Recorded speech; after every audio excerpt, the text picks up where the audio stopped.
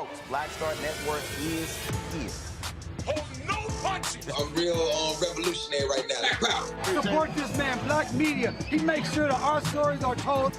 Thank you for being the voice of Black America, Roland. Stay black. I love y'all. All momentum we have now, we have to keep this going. The video looks phenomenal. See, there's a difference between Black Star Network and Black-owned media and something like CNN. You can't be Black-owned media and be scared. It's time to be smart. Bring your eyeballs home.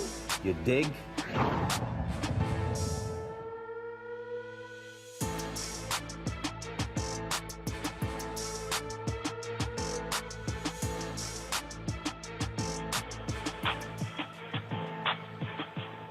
Today is Tuesday, October 18, 2022. Roland Martin Unfiltered, broadcasting live from Savannah, Georgia. Coming up on the Black Star Network, we're talking about the second day of early voting here in Georgia. We'll talk about the campaign of Senator Raphael Warnock versus Herschel Walker. Also, Stacey Abrams facing Brian Kemp. We'll talk about all the facets of that campaign. Tonight, Congresswoman Val Demings will be debating Senator Marco Rubio in Florida, where she, of course, is trying to defeat the incumbent as well. We'll also break down this campaign. What is going on? Are we seeing Democratic enthusiasm compared to Republican enthusiasm? Also, what do Black voters want to see and hear? Earlier today, we were in Savannah and visited with several Black-owned businesses and heard from them about what they want to see in the campaign as well. So lots of stuff we'll be covering. Also, today, the Department of Agriculture announced a new $800 million initiative one day, a few days after the lawsuit announced by Ben Crump and the Black farmers. We'll find out if that's actually legitimate. And Governor Ron DeSantis, folks, shocking video where police were arresting formerly incarcerated people who actually voted. Y'all remember, Florida told them they could vote, but then his unit claimed voter fraud. Stunning video we'll show you there as well as he faces former Congressman Charlie Crist, the next governor of Florida. That and more right here on Roland Martin Unfiltered on the Black Star Network. It's time to bring the funk. Let's go. He's got it. Whatever the miss, he's on it. Whatever it is, he's got the scoop, the fact, the find. And when it breaks, he's right on time and it's rolling. Best believe he's knowing. Putting it down from sports to news to politics. With entertainment just for kicks, he's rolling. It's on go, roll, y'all. It's Roland Martin, yeah. Rolling with Roland now. He's funk, he's fresh, he's real, the best, you know he's Roland Martin now.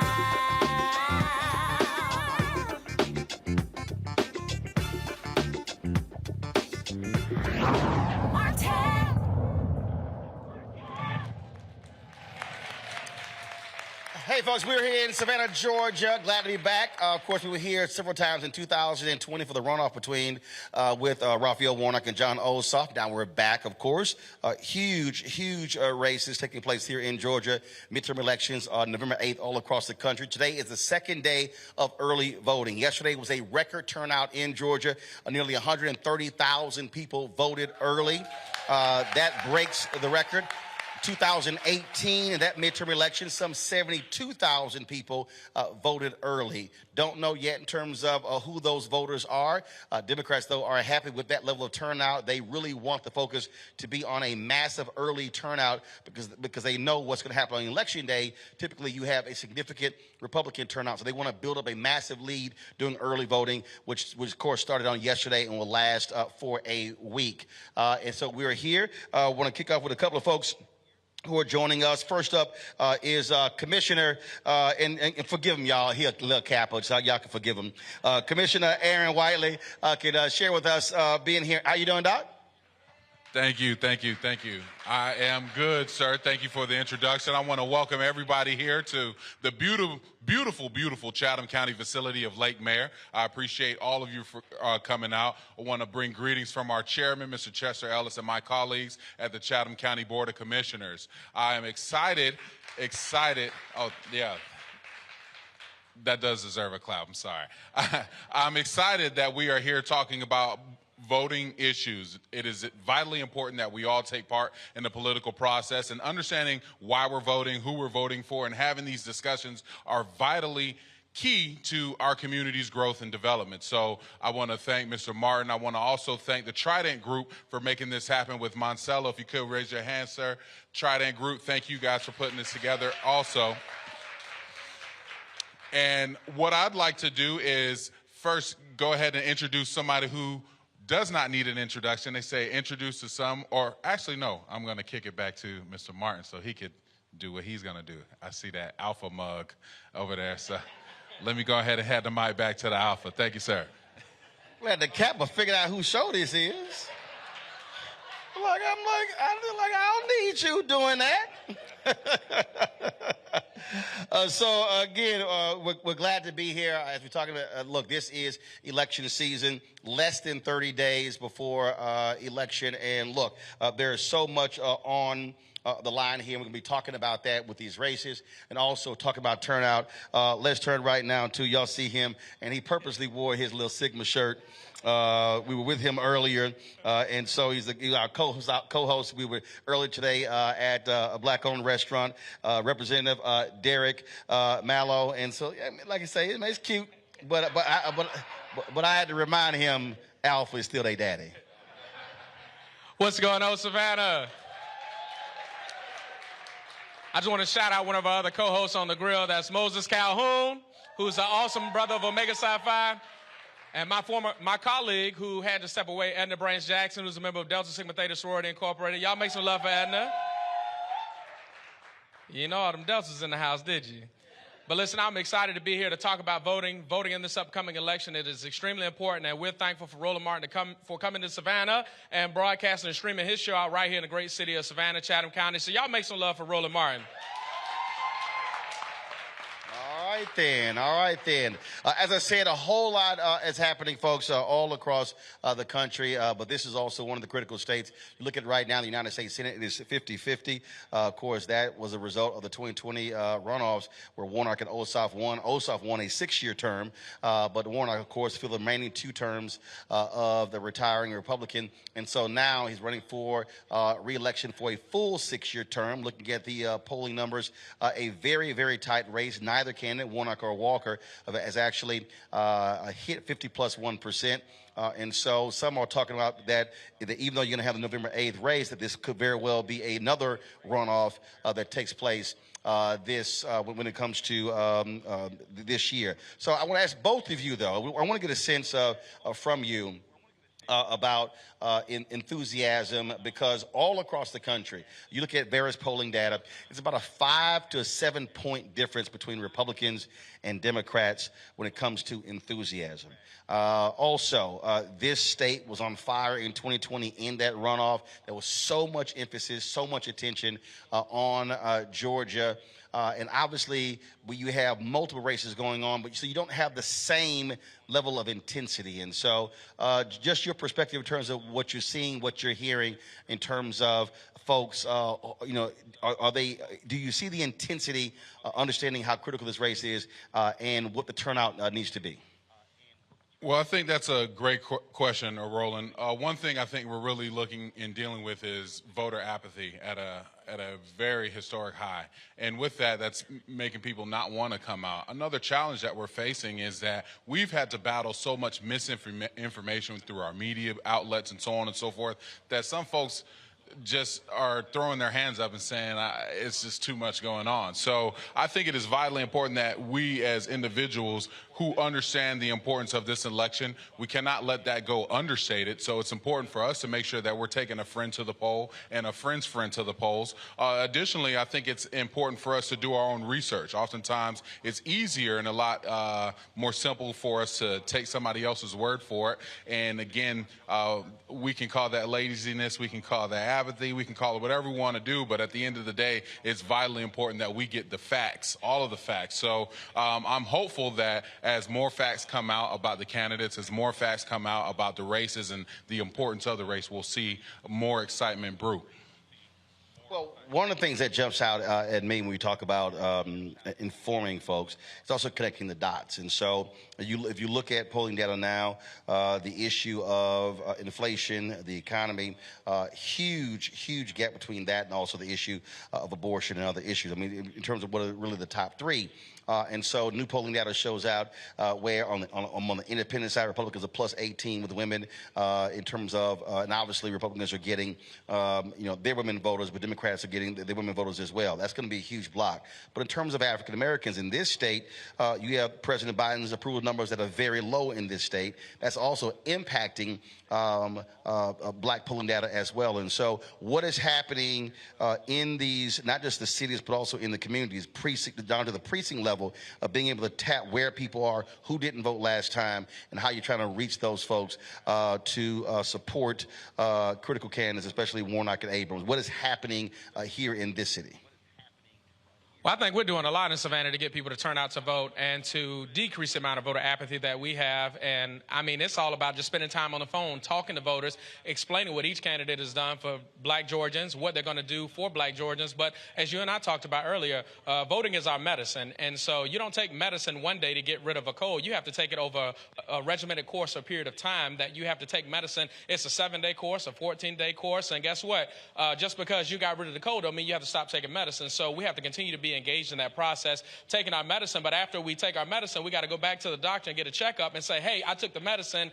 These are the side effects of the symptoms I'm still having. What do I need to do next? And so after November 8th, after we elect Raphael Warnock as senator and Stacey Abrams as governor, y'all make some noise. We have to make sure that we continue to educate the electorate that it doesn't stop there. You got to come back out and talk and hold those politicians accountable for what you're asking for, because how can they deliver something that they don't even know that you're asking for? And as you talk to most voters and you say, why are you upset? They say, well, I didn't see this for black people. I didn't see this. Great. Who did you tell? Oh, I didn't tell nobody. Well, how are we supposed to know what you wanted if you didn't tell us what you wanted to see us do? So I think when we have those conversations and educate the electorate, hey, vote the entire ballot, vote down the ballot, vote for every candidate that's on the ballot. And let me tell you, these are the folks that are going to do something for you, because if you look at the other side, they're not going to do anything for you. And they've already told you what they're not going to do. In fact, you educated me earlier today. We have a U.S. senator that said we don't have enough folks in prison. So when you think about the difference between Raphael Warnock and Herschel Walker, I think the choice is clear that Raphael Warnock has the credentials to be our U.S. senator. And we as a community, each person here, each person on the live, has to tell people to come out and vote and why they should come out and vote, and encourage them and push them until they say, don't text me no more about voting. You got to turn into the people that's texting you about voting to your friends that you know aren't getting text. Well, I think when you start breaking down, who turns out, I mean, the reality is, if you look at polling data, even Joint Center has done, NMPA has done, especially among black folks, 65 plus, highest voting category. And as you go down in each voting block, it gets lower and lower and lower. And so one of the things that I have consistently said to millennials, Gen Z, is that you can't talk about or complain about, well, why do we have all of these boomers who are in office if you're the largest voting block and then you don't vote?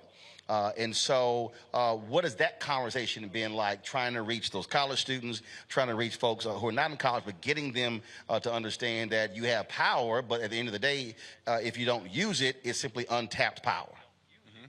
Well, one of the things that I've tried to do is make sure that I do what I can to build a bench, bring somebody along, take somebody under the wing, whoever wants to shadow me or anything as an elected official, I offer that opportunity. And it's important that we as Americans build a bench of voters, because the less of us who are voting, then that means that the decisions are going to be made by a small minority of people who may not necessarily have your community's best interests at heart. So really engaging, as a parent, I've made it a point to myself and my wife to engage our kids about the importance of voting and just kind of their thoughts. And one of the things that we see, again, going back to my earlier comment, that laziness, some folks will rather get their information from TikTok and social media, which oftentimes are being used as tools for propaganda and also misinformation. So when we're engaging those Gen Zers and those millennials, which I am a millennial,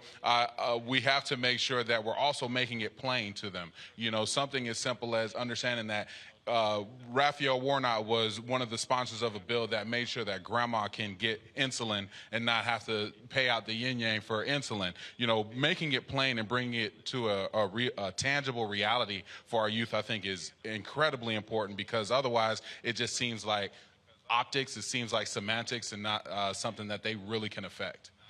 Well, and of course, on that point, remember, every Republican in the Senate voted against capping insulin at $35. So, I mean, that's an important detail as well when you're talking about, who's actually going to do something. One of the things, I was watching, of course, a debate the other night, last night between Kemp and Abrams. One of the issues that I'm always covering, of course, deals with black businesses. And so I started posted that black businesses in Georgia are getting less than 1% of state contracts. What in the hell? Explain that. Well, so we can start off right there. The state of Georgia has no DBE, MBE requirement at all when it comes to contracting in the state of Georgia. And in fact, one of the issues that black businesses run into in the state always comes back to bonding capacity and the ability to get, if the project costs $1 million, $5 million, to get bonded on that project is extremely high. But we know that the state will bend the rules for their friends, right? So I've seen $1 million grass cutting contract be broken down into $250,000 contracts to support rural Georgia, right? But when you come to the more suburban and metro areas, we can't bend the rules. It's got to be X, Y, and Z. And so when you talk about a state that's the #1 state to do business, I always say when Governor Kemp touts that, it's a lie because it's not the best state for black business. And we can do a lot more in the state with record surpluses to make investment in minority, women-owned businesses in this state to create a pathway for them to get access to capital so that they can have opportunities to compete and bid on these contracts. One of the reasons we don't do as well is because access to capital. You can't get banks to lend. And in fact, in the legislature, it was actually a policy that the only way that you could be in the legislature is if you were in a rural community and you owned the bank, and you could be a legislator was only if you owned the bank. You couldn't work for the bank. You had to own the bank. And so a lot of people in this legislature currently are people who benefited from owning banks. And so when you own the bank and you make the loans, you can make loans to all your friends because you own the bank.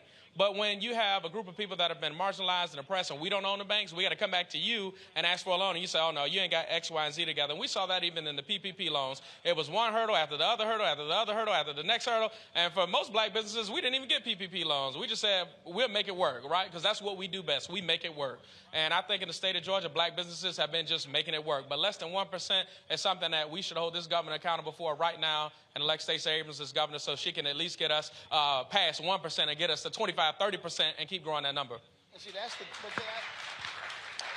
that's what I find to be interesting because I've seen all of these stories talking about how Kemp is appealing to black business owners, specifically black men.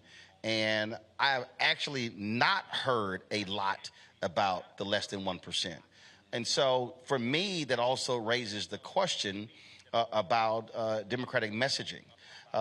You talk about, and I firmly believe this, that when it comes to messaging, Republicans do a much hell of a better job. You look at what's happening with the economy, and I've been saying this for a year now, that I think the Biden-Harris administration has done a woeful job of actually telling people what they've done. It's one thing to pass bills. Obama was the same way, and he admits, hey, they passed things, but they were horrible at telling folks what they passed. Part of the deal as a politician is to actually take credit when you do stuff. And I think they've been, frankly, too modest, especially when you follow the fool who took credit for stuff that he never did. So I'm like, if you've done stuff, take credit for the stuff that you've done. And so I believe that's also part of this deal where people say, well, nothing has been done. I trip out people say they've done nothing for black folks, and I'm like, well, this. And when you count those things, that to me also has to be better explained. So when you're talking to these voters, are you walking people through and knowing full well they say, well, nothing's been done. Well, no, this, healthcare, education, all these different things, being very specific what has been done by Senator Warnock and others. Absolutely. I mean, and that's key to the messaging overall. I mean, when we think about what Senator Warnock has done, he's very he's humble, but we have to make sure that we're overstating some of the victories that he's had. I mean, he's worked in a bipartisan way, again, like I said earlier, to pass the bill that made sure that Medicare medications under Medicare is capped. When we talk about locally in the economy, he's worked to make sure that the Savannah Combat Readiness Center stayed open. When we talk about the economy, keeping, I think it's S&K Battery here in Georgia, 26,000 jobs. That was because of Senator Warnock. So I do think that those of us who support Raphael Warnock have to make sure that we're sharing these victories and also sharing that he went to the Senate and did what he said he was going to do. He went up there and he worked with everybody, regardless of party, to get stuff done for Georgians. When I think about the work that he's done for veterans, Senator Warnock was one of those folks, one of the sponsors of the bill that brought over $2 million for homeless veterans throughout our country. So as a veteran, I hear those things, and those ring bells for me. And so I think it's very important when we're talking to people in different aspects of our community that we are sharing the victories that he has done. And going back to my earlier point, those tangible victories that the average person can relate to, we have to sometimes simplify it to make sure that it's digestible. Last point for you, and that is this here. If there's someone who is a millennial and they're just sort of stuck on the fence and they're like, hey, I don't see any point in this, what would you specifically tell them why they must use the power of the ballot? I'm just telling everybody, I remember when Senator Warnock went to Washington, and he said, if you send me to Washington, I'm going to make sure that I deliver. The first thing I get for y'all is a STEMI. And he went to Washington, and he cast one of the deciding votes to make sure that $1,500 that Americans desperately needed, he cast a vote to make sure that we were able to have that. And we couldn't have done that without Senator Raphael Warnock being the senator from Georgia. And he worked hard to deliver not only that issue, he went to back not only with the Savannah ports, he went back to bring money back, historic funding for HBCUs. So if you're a millennial and you attend an HBCU in the state of Georgia, you got to understand we've been historically underfunded. And if it wasn't for Senator Warnock making sure that CARES Act dollars went back to HBCUs, that then went back into students' pockets to help them through the pandemic, then you've missed it. I need you to get plugged in so you can understand when you got that refund, that was because of Raphael Warnock. And I'll say this here, and again, this is one of the things that I'm always about connecting the dots. When you talk about the amount of money that HBCUs received, we broke this down on the show, whether it's in Georgia, whether it was in Tennessee, Alabama. From the federal government, they actually received 3 to 4 times more money from the federal government than their own state funded them. And when we talk about money that went to HBCUs, this is the thing that people lose out on.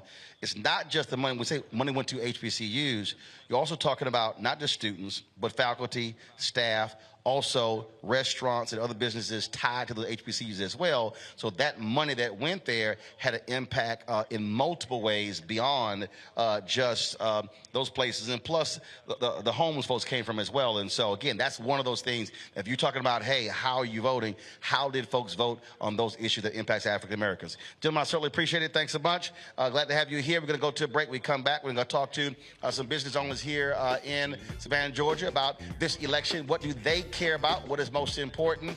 And so we'll do that. You're watching Roland Martin Unfiltered on the Black Star Network. Be sure to download the Black Star Network app. All platforms.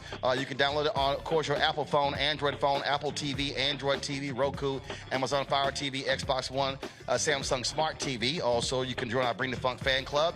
Your dollars make it possible for us to do what we do. P.O. Box 57196, Washington, D.C., 20037-0196. Cash App, $RM Unfiltered. PayPal is R Martin Unfiltered. Venmo is RM Unfiltered. Zelle is Roland at RolandSMartin.com. Roland at RolandMartinUnfiltered.com. And, of course, get a copy of my new book, White Fear, How the Browning of America is Making White Folks Lose Their Minds.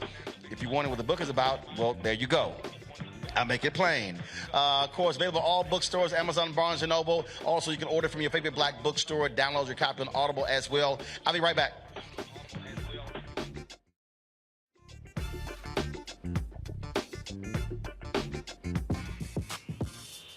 When we invest in ourselves, our glow, our vision, our vibe, we all shine. Together, we are black beyond measure. Welcome to Atlanta, one of the most expensive housing markets in America. But rather than help out, Brian Kemp cashed in. He made hundreds of thousands of dollars in real estate. His net worth skyrocketed. And while Atlantans struggled to stay in their homes, Kemp gave $10,000 tax handouts to the richest Georgians and a nearly $700 million no-bid contract to his campaign donor, Brian Kickback Kemp, making Georgia work for him, not you. When we invest in ourselves, we all shine. Together, we are black beyond measure. You know what's on the ballot. It's not just legislation and policies we believe in. It's democracy. Our democracy. There's a choice on the ballot between freedom and fear, between cruelty and compassion, between chaos and community, between voting or violence, and the end of rights generations have fought for. The extremists have a plan, a roadmap for a nation where your voice is silenced and your vote is a memory, where they count their votes and cast ours aside. That's why this year, this fight, this vote is so important. Register, engage, volunteer, fight back against the disinformation and despair, and most of all, vote, because your vote is all that stands between our future and theirs. Hatred on the streets, a horrific scene, a white nationalist rally that descended into deadly violence. White people are losing their damn minds. As an angry pro-Trump mob storms the U.S. Capitol, we've seen shooting. We're about to see the rise of what I call white minority resistance. We have seen white folks in this country who simply cannot tolerate black folks voting. I think what we're seeing is the inevitable result of violent denial. This is part of American history. Every time that people of color have made progress, whether real or symbolic, there has been what Carol Anderson at Emory University calls white rage as a backlash. This is the rise of the Proud Boys and the Boogaloo Boys. America, there's going to be more of this. Here's all the Proud Boys, guys. This country is getting increasingly racist in its behaviors and its attitudes because of the fear of white people. The fear that they're taking our jobs, they're taking our resources, they're taking our women. This is white fear.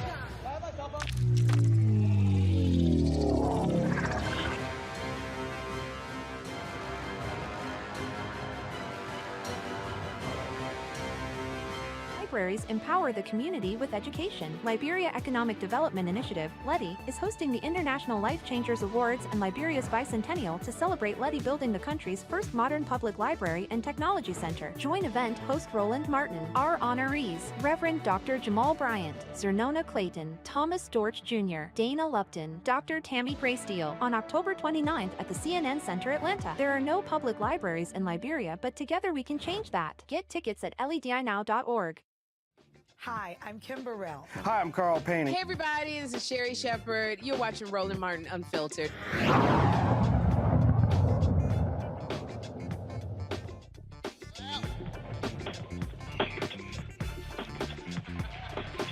That's a weak clap. See, y'all see what happens when they got barbecue? They just don't even clap. They like, yeah, we're going to the back for some food. We'll holler at y'all later. Welcome back, folks. Savannah, Georgia. We're here, of course, second day of early voting here in Georgia. Glad to be here on the ground. We were in, of course, Swainsboro, Georgia last Thursday. Was it last Thursday? We led last week. Then, of course, Valdosta, Georgia last night. We'll be back here next Monday and Tuesday as well. So glad to be back. I got a couple of folks here who are business owners here. Let's welcome right here, of course. We have Sabria Scott Realty. How you doing? Yeah, she all nervous and everything. I don't know why she's nervous. And we also have Gary. Is it Gordon or Gordon? Gordon. 520 Wings owner. All right, glad to have you as well. So let's talk about this here, because I was talking last segment about business owners and what people are talking about. It's interesting. I was talking to a woman today, and she said she's a new business owner, and she said on a number of issues she's absolutely with Senator Warnock, but she's looking at it strictly as a business owner, so she's looking at tax policy. And so talk about that. That's sort of, because I hear that a lot as well, where folks are like, hey, I line up with Senator Warnock on these issues, but the dominant issue for me is also my business and having lower tax rate, things along those lines. Are you hearing that discussion among other business owners, and are folks sort of on the fence there when it comes to something like that? Well, I think that is very important, but you do have some people that's on the fence about the taxes, right?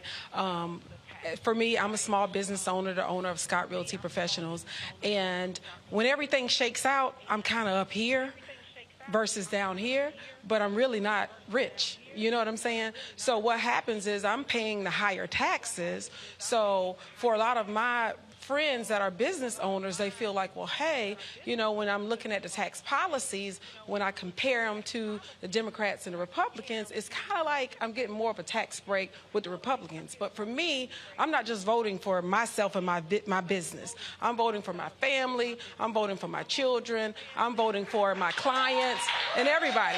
So I'm not the selfish person that's saying, okay, well, you know, my business would be thriving a little bit more if this person was in office. I'm looking at the whole picture. So I think that's very important, especially with being a small business owner.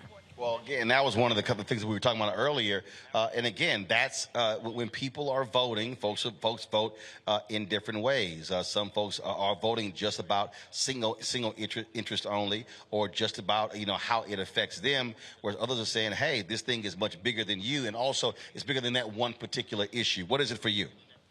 I want to just piggyback on pretty much what Sabria said. I own 2 restaurants in Savannah. One of them is a bar, and a lot of times in the evenings, I get a lot of females at the bar, and I see a lot of concerns as just women's rights. And I know, you know, we had the big thing, you know, with them overturning abortions in the United States, and that's a lot of topic at my restaurant a lot. So, like I said, I think if you vote other directions, you know, you may get a tax break, but I'm voting, and a lot of my customers are voting just for the everything else besides that kind of. It's deeper than just, you know, saving some money in the long run. And speaking of that, when you're hearing these conversations, what role are you playing, and are you seeing the back and forth? Are you seeing, to the point earlier, are you seeing people who are bringing in misinformation, or are you seeing people really understanding what is at stake, and are they factoring sort of all of that in? Me personally, from what I'm seeing, you know, 99.9 of my consumers or customers are voting for Warnock. I mean, if we talk about Herschel Walker, it's just comedy. But when you talk about policies, you know, just between the 2 candidates, man, I think it's a no-brainer, and that's what I'm hearing, you know, at my establishments. You know, everybody's looking at the policies, breaking them down, and everybody is just like a no-brainer. What have your conversations been like with friends and families and others around this particular election? Well, it's been a bit different because I'm in an industry that is actually white male dominated. And so I attended one of our realtor events just recently, and we were at an oyster roast actually, and one of the guys were over there talking, and he was like, you know, so-and-so is running for whatever office, and you know, he's a black man and you should vote for him, and he's a Republican, and blah blah blah. And then he started talking about women's rights, and no, he supports, what he said was he supports the new bills with, you know, reversing Roe versus Wade. And I said, well, I think you're at the wrong table. I said, I'm just going to be real clear. I think you need to stop it right here. But all of us women at this table, we think that it should be a woman's right to choose. So I think that that's very important. That's one of the biggest issues that the women around me have been discussing. I just ultimately feel like that's a woman's choice. And if whether it's Warnock or whoever, I think at the end of the day, whatever a woman chooses, at the end of the day, if they got to take it up with God, that's what they do. But it should be their choice. She like Warnock or whoever. She like, I ain't even mentioning his ass. She like Warnock or whoever. She like, whatever his name. So he actually said that it was a table of women, and he said that? It went all bad. It went all bad. One of my agents, she's in the audience. I say, listen, you at the wrong table. I think you need to stop it right now. She's about to say, team whip that ass about to show up right now. That's what she's about to say. She's about to say there. Also, let's talk about this. Again, we talk about businesses. Earlier, again, the conversation I had with another business owner, she talked about the whole issue with lack of access to capital. When you look at, this is pre-COVID, when you look at black-owned businesses, some 2.6 million black-owned businesses across the country, but 2.5 million had one employee. And so people keep talking about how, oh my goodness, we're seeing these increasing black-owned businesses, but we actually aren't, because they're sole proprietors. And so if you only have, if it's just you, I mean, you're not actually building capacity. And so are you hearing what you want to hear from the candidates you're supporting when it comes to how to help and grow black-owned businesses in this city, state, and in this country? Yeah, I think so. I was talking to a banker a couple of months ago just about lending, and she was asking me how did I feel, and I just told her, you know, I'm used to the used to. I mean, when you're a black-owned small business, man, you're just used to getting it out the mud. But I am looking forward to see if Warnock can do some stuff to change it. But again, I'm just used to being so hands-on and so used to not getting the loans, even applying for them. I'm just used to it. So I am looking forward to see if Warnock can, you know, change my mindset of, you know, we can get more lending for minority businesses out there. And when President Biden spoke at the Congressional Black Caucus Foundation, ALC, he talked about, because on the national level, we talk about Georgia getting less than 1%. On the national level, black people only get 1.67% of the $560 billion in federal contracts, and he wants to grow that from $9 billion to $100 billion, which is going to be certainly a tall order. And again, I think if we're talking about connecting the dots, if candidates are speaking to that particular issue, that has a direct impact on growing our communities and growing us economically. And so when you have folks talking about a crime, well, if you don't talk about employment, if you don't talk about jobs, then you're not having a crime conversation. So crime is not so isolated, because that's also based upon economics. That's certainly just one of those issues. And so what do you want to hear Senator Warnock say or do more if he's reelected? Well, because we know how you feel about whoever.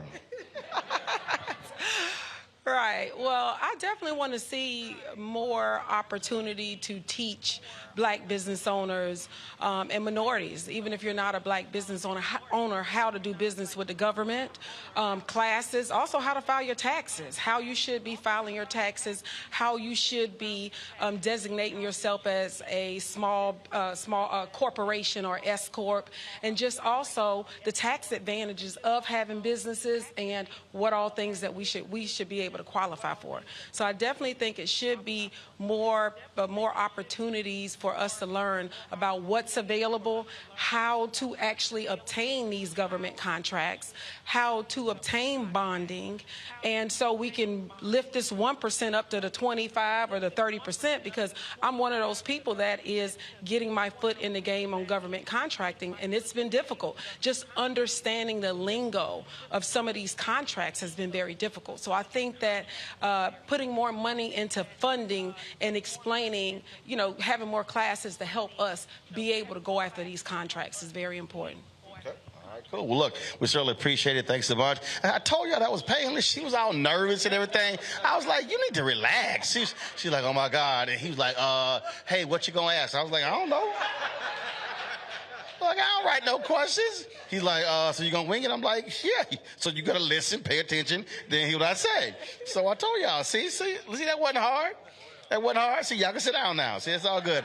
All right, we're going to a break.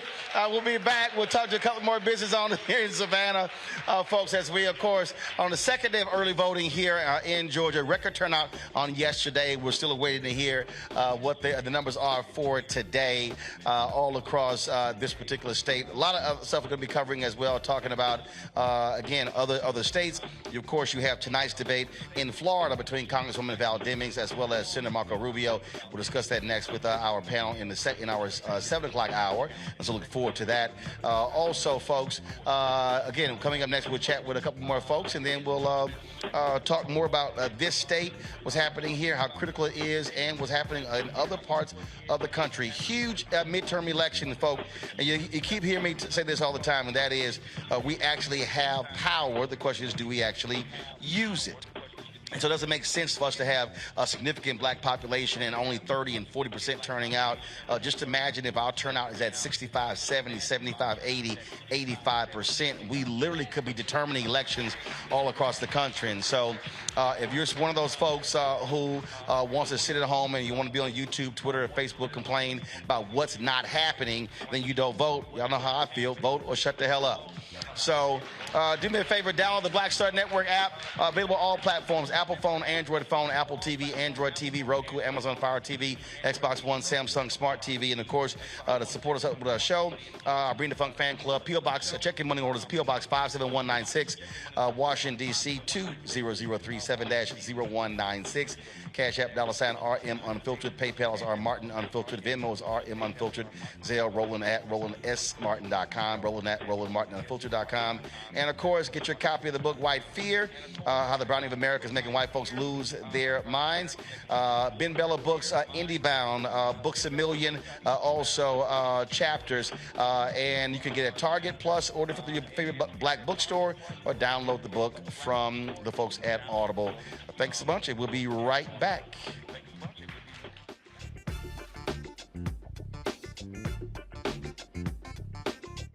When we invest in ourselves, we all shine. Together, we are black beyond measure. Welcome to Atlanta, one of the most expensive housing markets in America. But rather than help out, Brian Kemp cashed in.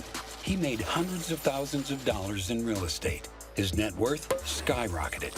And while Atlantans struggled to stay in their homes, Kemp gave $10,000 tax handouts to the richest Georgians and a nearly $700 million no-bid contract to his campaign donor, Brian Kickback Kemp, making Georgia work for him, not you.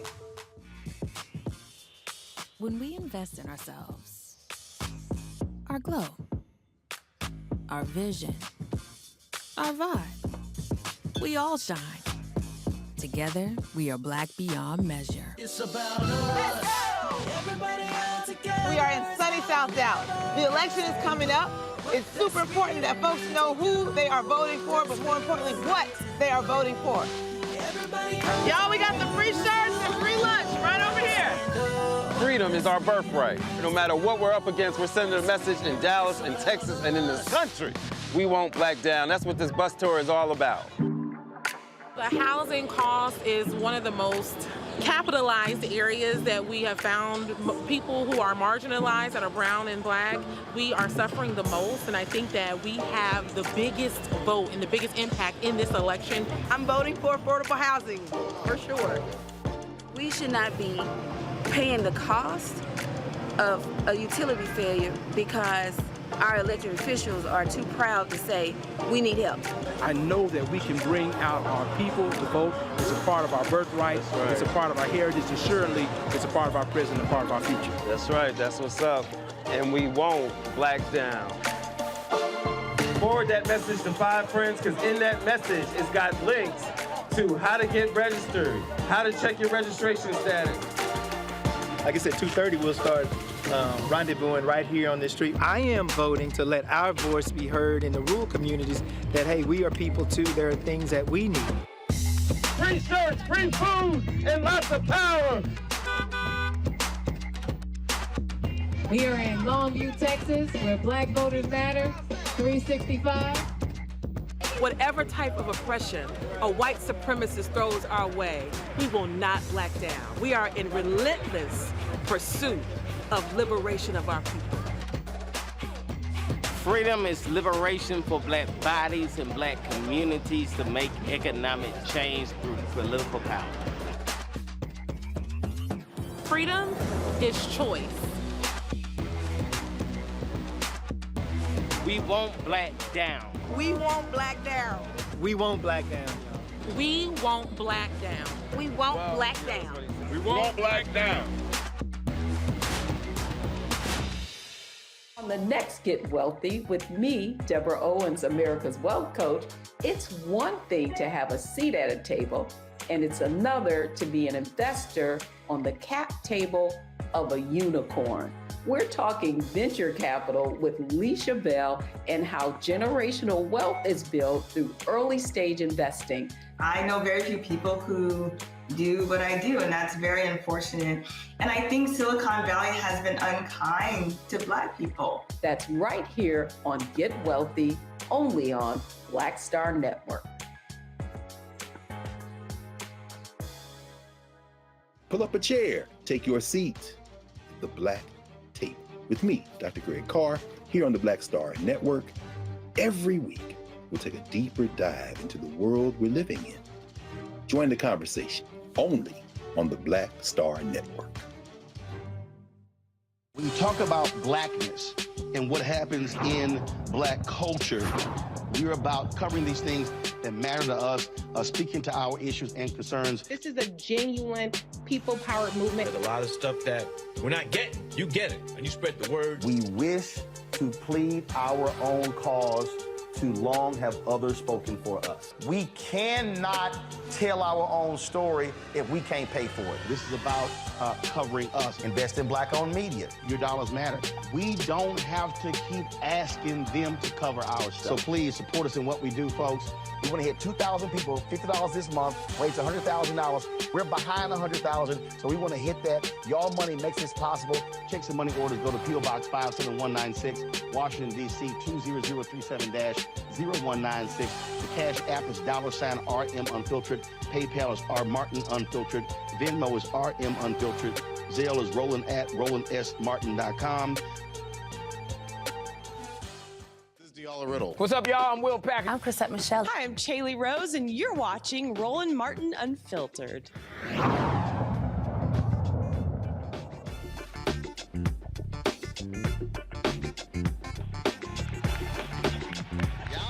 should know how to do that by now.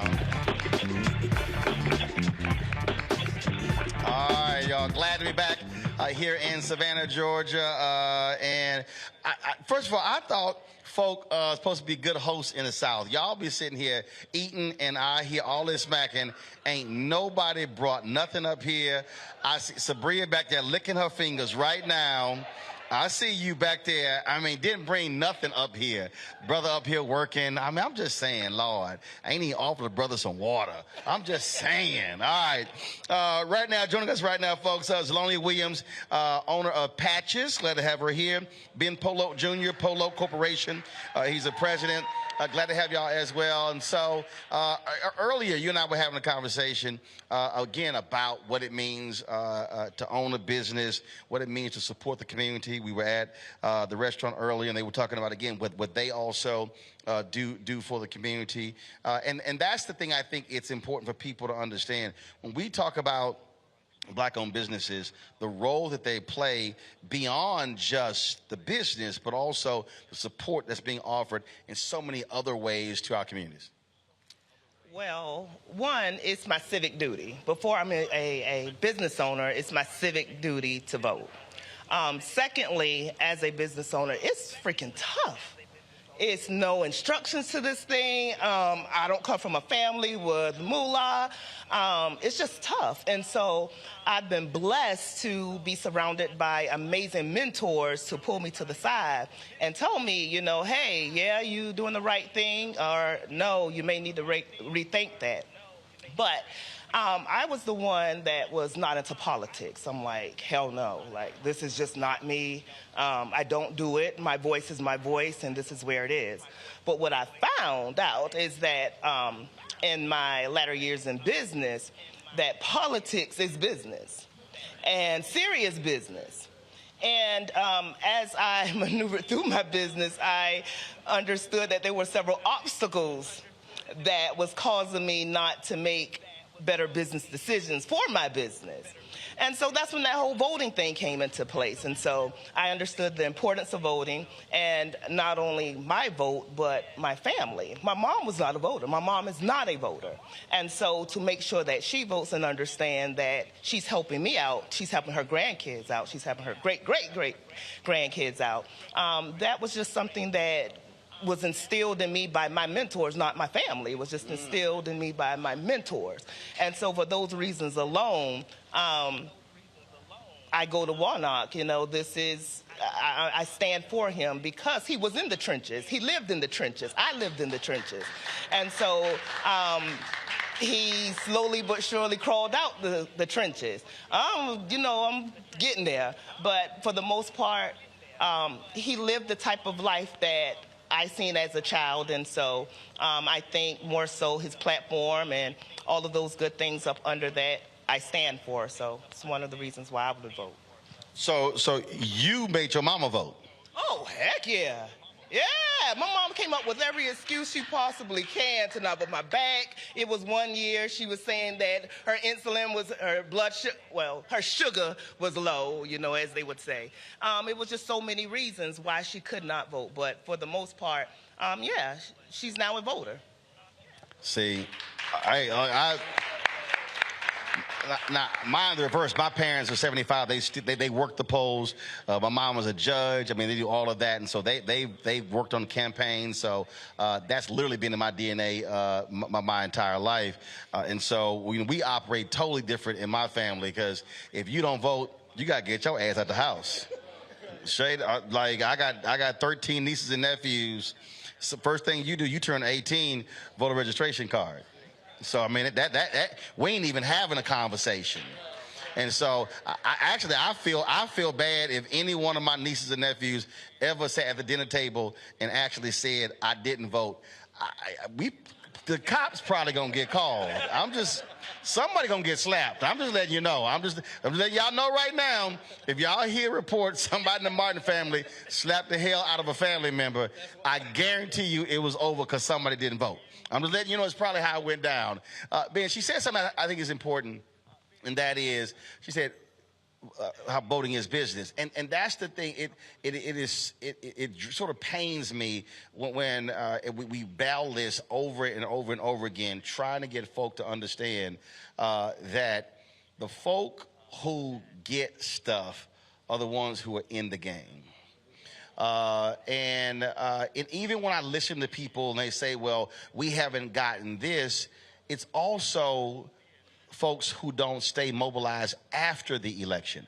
We have so much intensity around get registered and vote, but then when the election is over, we're not showing up at school board meetings, at city council meetings, at county commissioners meetings, except when it's a police shooting or there's a controversial issue. But that's actually how things get done, is when we are making demands after the election. Share your thoughts on that. So, twofold, well, a couple of folds. So to talk about politics and voting be a business, for me it is, because we're in the construction business. So outside of myself, we are literally responsible for employees and those employees' families. How many? We've got a total of 68 right now, and that's on one project. So, and you talked about federal contracting. We're heavy in federal contracting. So the voting aspect means a lot more to me because, again, we are literally responsible for families every Friday. They get a check, they feed their families. The policies allow us to compete in different markets that, again, in turn allows them to feed their families. So policies are very important. We're talking about Senator Warnock. I was blessed enough to shoot a commercial for him when he ran. So as far as keeping in touch with the politicians, the politics that are involved in business are key to what I do.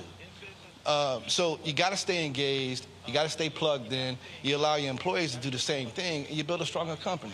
And again, opportunities for us pushes down to opportunities for our employees. Everybody wins.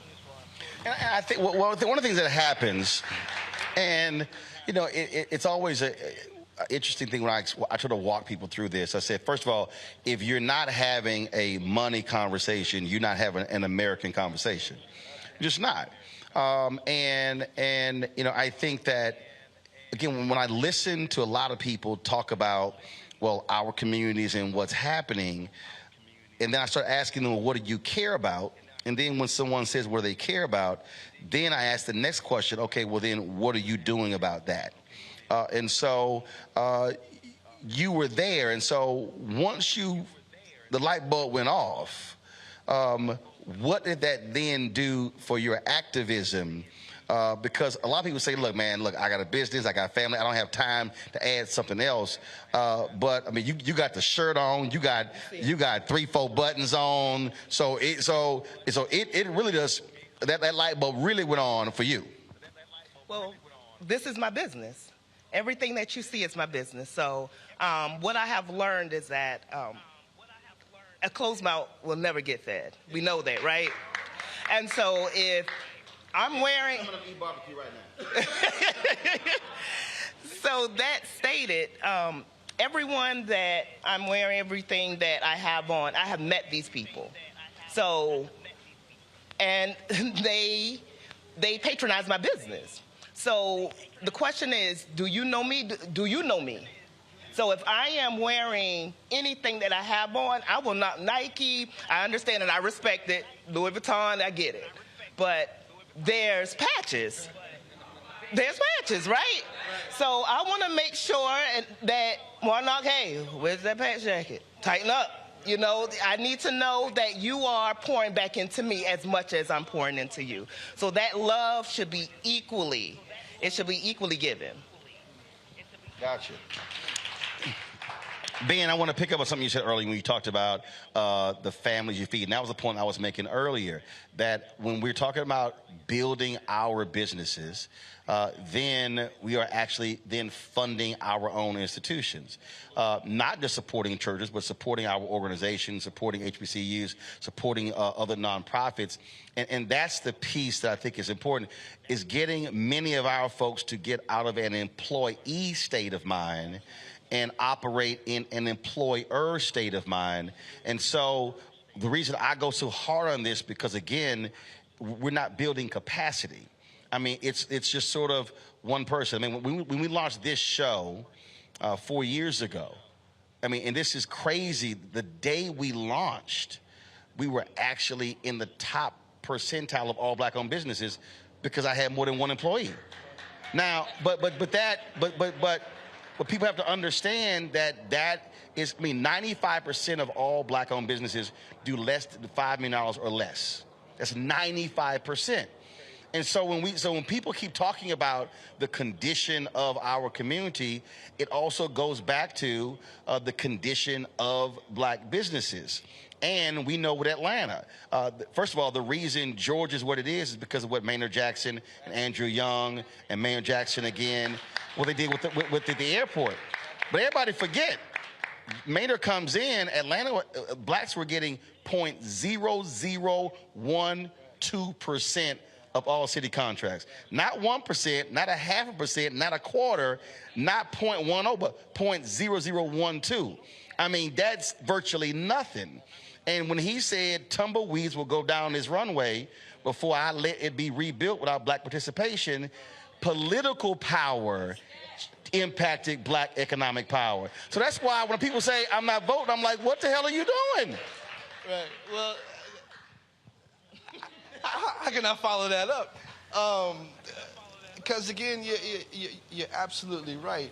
But even to go a little bit further with our employees, our position as a company is you may start here, but it shouldn't end here.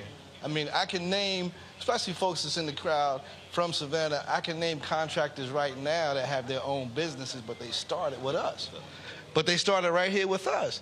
Because again, it was to grow their capacity to make them employers instead of employees. Some of those same people we subcontract to right now because we know their work ethic, because they came through our doors. And that is a revolving situation that can happen not just in my business, but anybody's business. Sabria said it earlier. I'm sure she got some continuing education classes with her employees. Any of them are probably equipped to go start their own real estate business because of what she imparted into them. Gary's no different. These people I know. So that revolving door with regard to how we can actually build our own is feasible, is possible, it's out there. But again, you got to do the groundwork to make it happen. And this is where it starts. It starts at ground level, but you should never have your starting point be your ending point. You got to have an end game in mind, but wherever you start, you got to see direction to build on that and make it something else.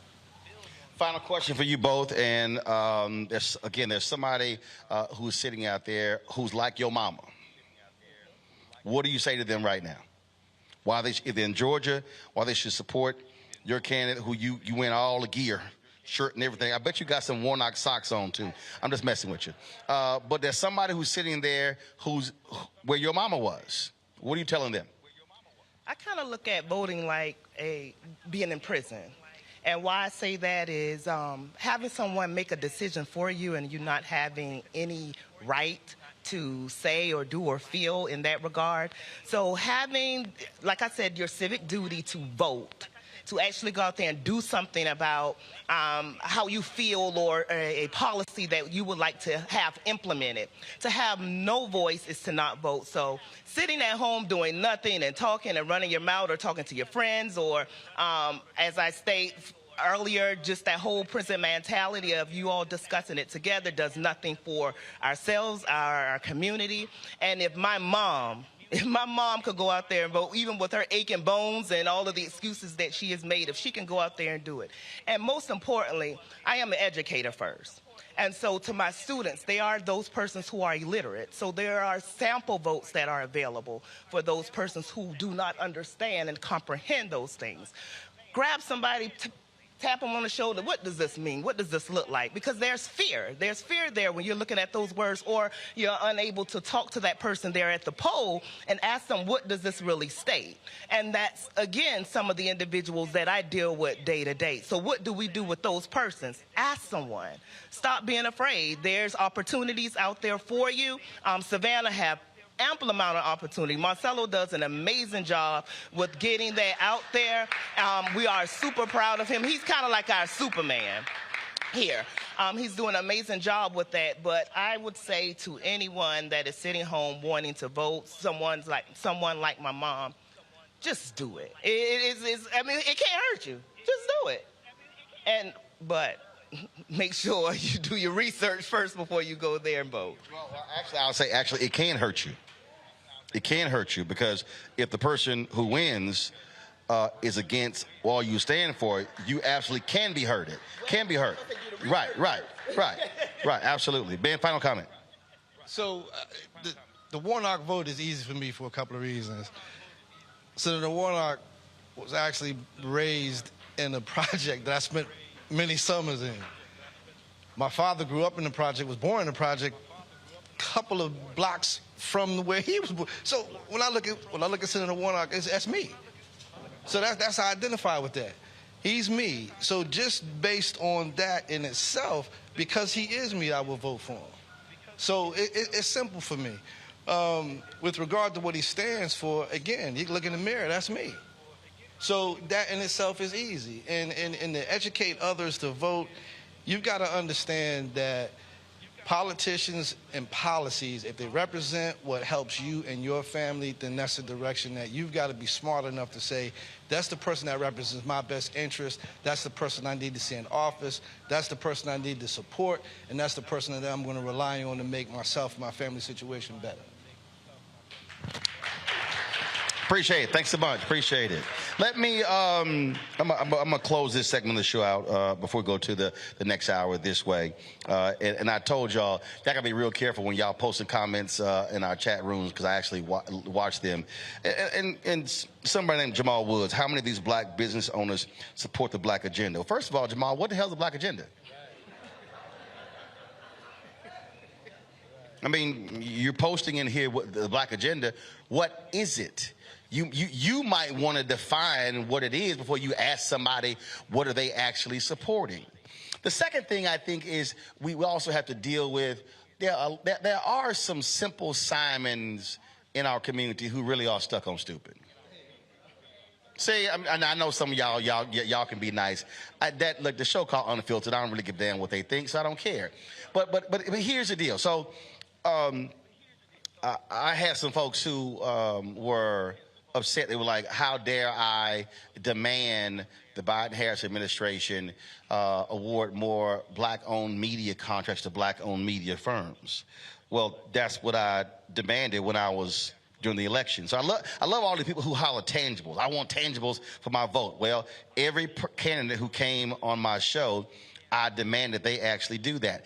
Biden-Harris wins. Every time a secretary of a cabinet came on the show, I specifically asked them about black-owned media dollars. Federal government spends $1 billion a year on advertising, and then African Americans only get $51 million out of the $1 billion. And so then you have the people, and again, I'm just understand how the simple Simons.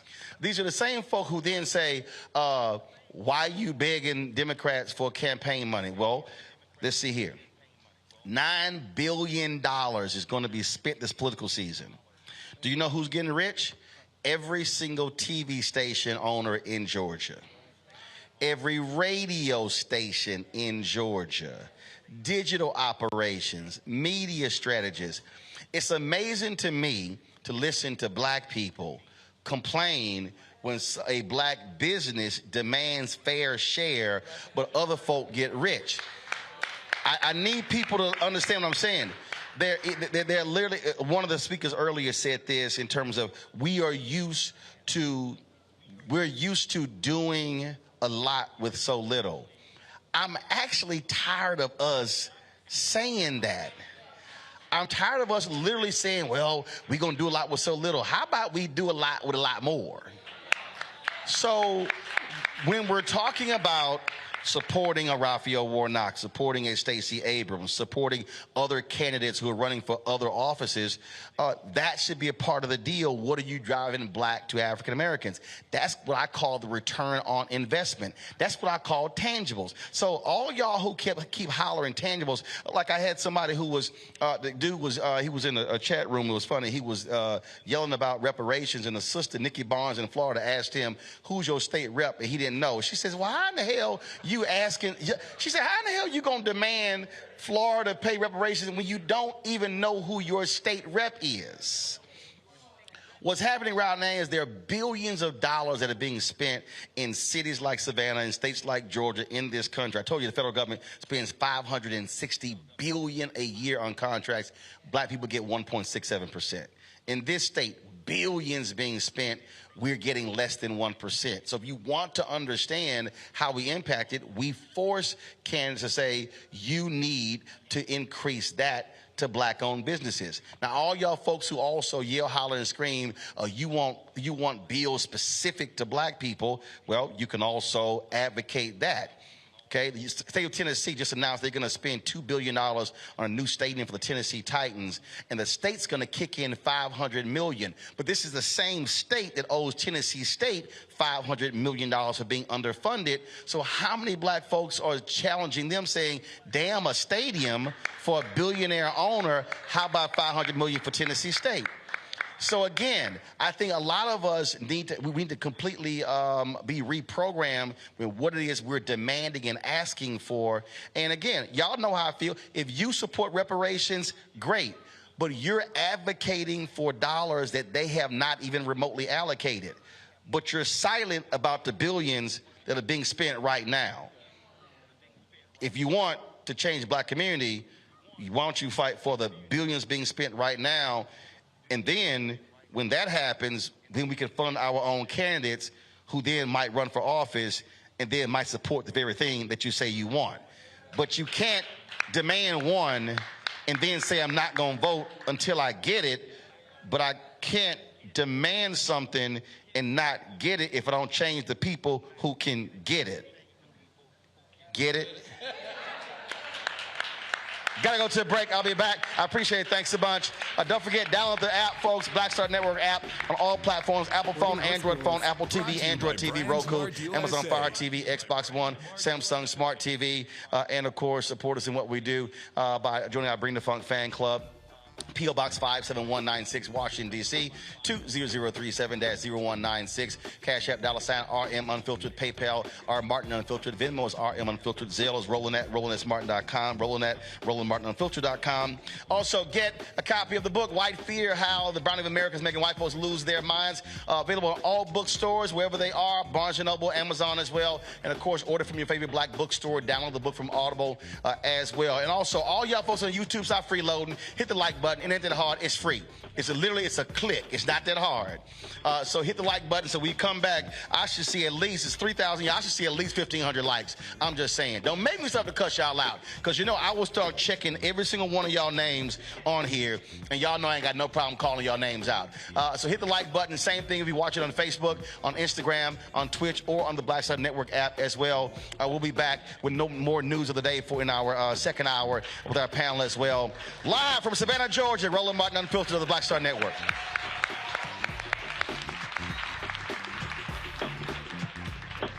When we invest in ourselves, we are live from Duncan we Theater all shine. Together, we are black beyond measure. College. Welcome to Atlanta, one of the most expensive housing markets in America. But rather than help out, Brian Kemp cashed in.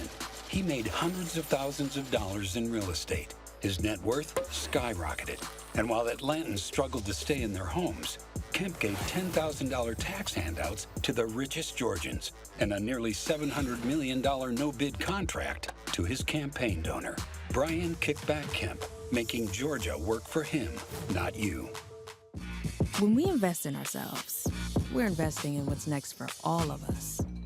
Growing, creating, making moves that move us all forward. Together, we are Black beyond measure. I've always said this, rather than to continue to fight for a fair piece of the pie and the equal slice of the pie, I want my hand on the knife that cuts the pie. And to that extent, who bakes the pie and who puts it in? And that's one of the things that got me involved in going into politics in the first instance. I'm tired of people making decisions for me. Right. And mine. I want to be a part of that decision-making process. And luckily, it has paid off in terms of seeing the progress that many people in America have made, particularly people of color. One thing bothers me now that we seem to be losing that. Right. By saying that we've got to be more concerned with other people than those people who were here. We built America.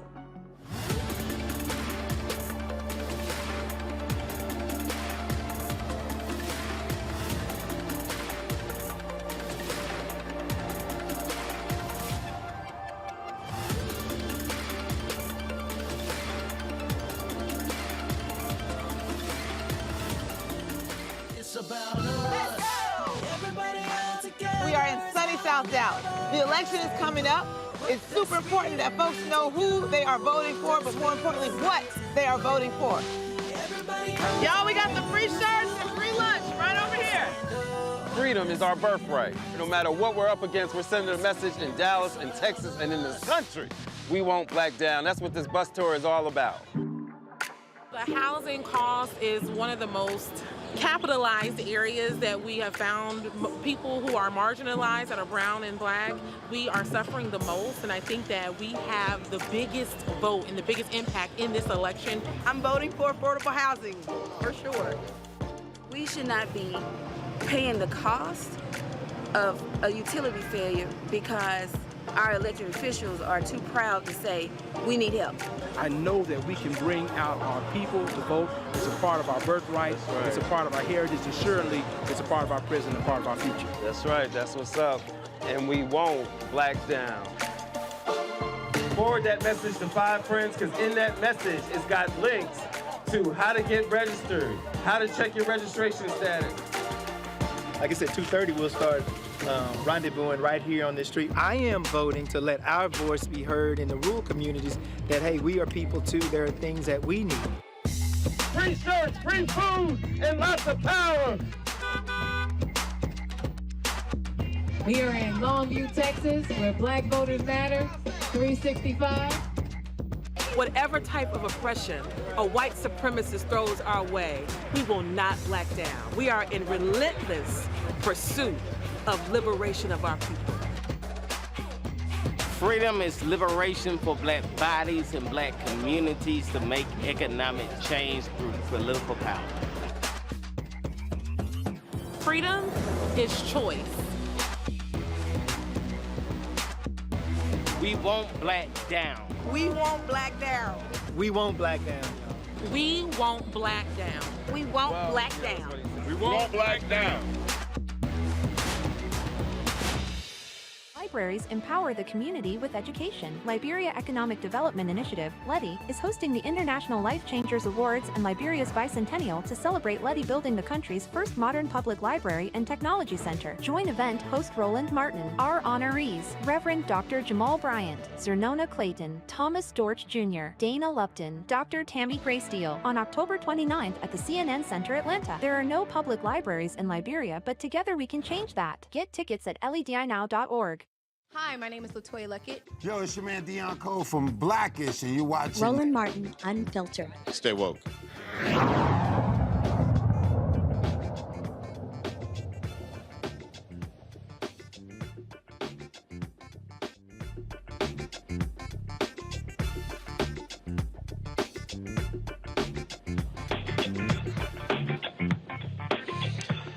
right, folks, welcome back to Roland Martin Unfiltered on the Black Star Network. Time for our second hour. We were sitting here busy signing copies of White Fear, so I'm going to be still doing that with the folks who are out here.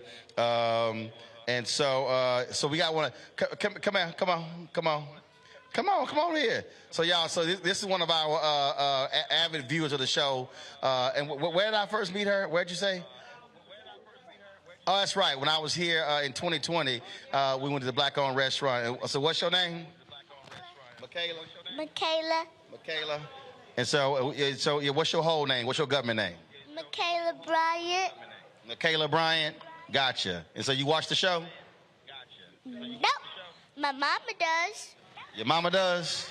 And what you call me when you watch the show? Uncle Roro. That's what everybody call. All right, Michaela. Good to see you. Appreciate it. All right, folks. Let's want to do this here. We got our panel who's there, of course, in D.C. Glad to have them here. Let me introduce them right now. And let's see here. Hold on one second. Michael Brown, he, of course, former chair of the DNC Finance Committee. Randy Bryant, diversity and inclusion strategist, speaker, trainer, and writer. Dr. Larry J. Walker, assistant professor, University of Central Florida. Glad to have all three of you here.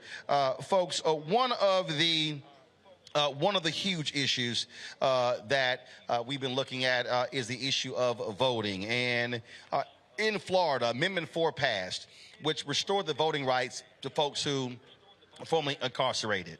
And after that happened, it was by a wide margin. Republicans then began to change the law because they saw what the impact would be. Upwards of 1.4 million people were going to be impacted. And so what Governor Ron DeSantis did was, how shameful and despicable this man is, created a so-called voter integrity unit where they then began to arrest people who they say voted fraudulently. The New York Times, the Tampa Times, the other newspapers, they've been reporting on this. And this is a video that went viral today, body cam footage of police officers arresting people, largely black people, who they claim voted illegally, even though the state of Florida told them they were eligible to vote. Watch this. So apparently, I guess you have a warrant? For what? I'm not sure. For voter stuff, man. For voters. It's what it is. I think the agents with FDLE talked to you last week about some voter fraud, voter stuff, when you weren't supposed to be voting, maybe. I didn't. So What are they talking about? that's Man? what Why is they... we're not the case agents, but what you got to do, they have reduced your bond quite a bit. It's 2 felony charges for voter fraud, but they've reduced it to $500 bonds. So it's $1,000 total. Oh my God, man! What? So, yes, sir. So unfortunately, right now we're gonna have to take you to jail, but you got a bond right away. You don't have to go to first appearance, nothing like that. So. A bond? I didn't do it. Okay.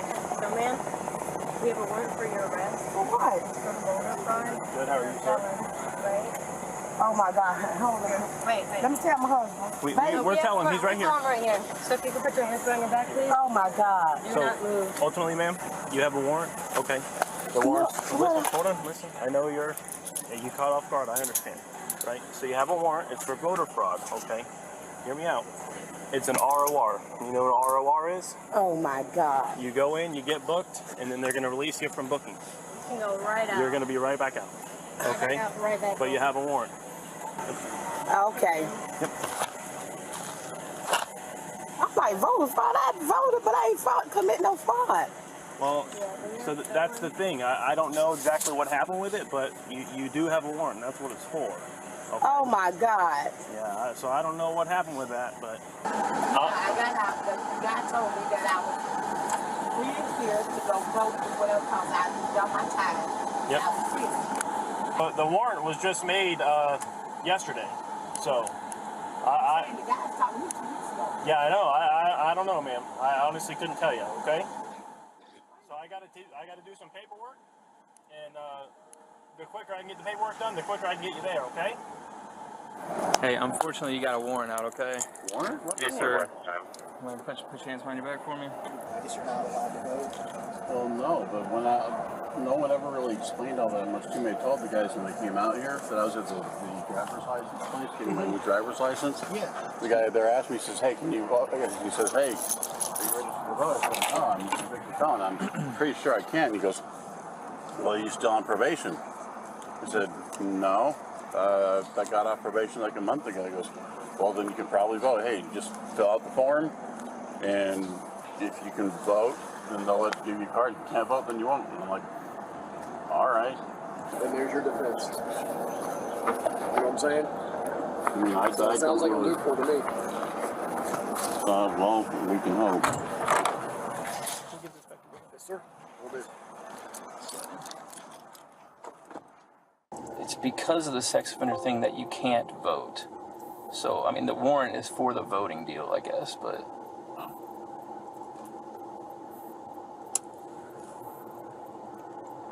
I guess it's kind of all tied together.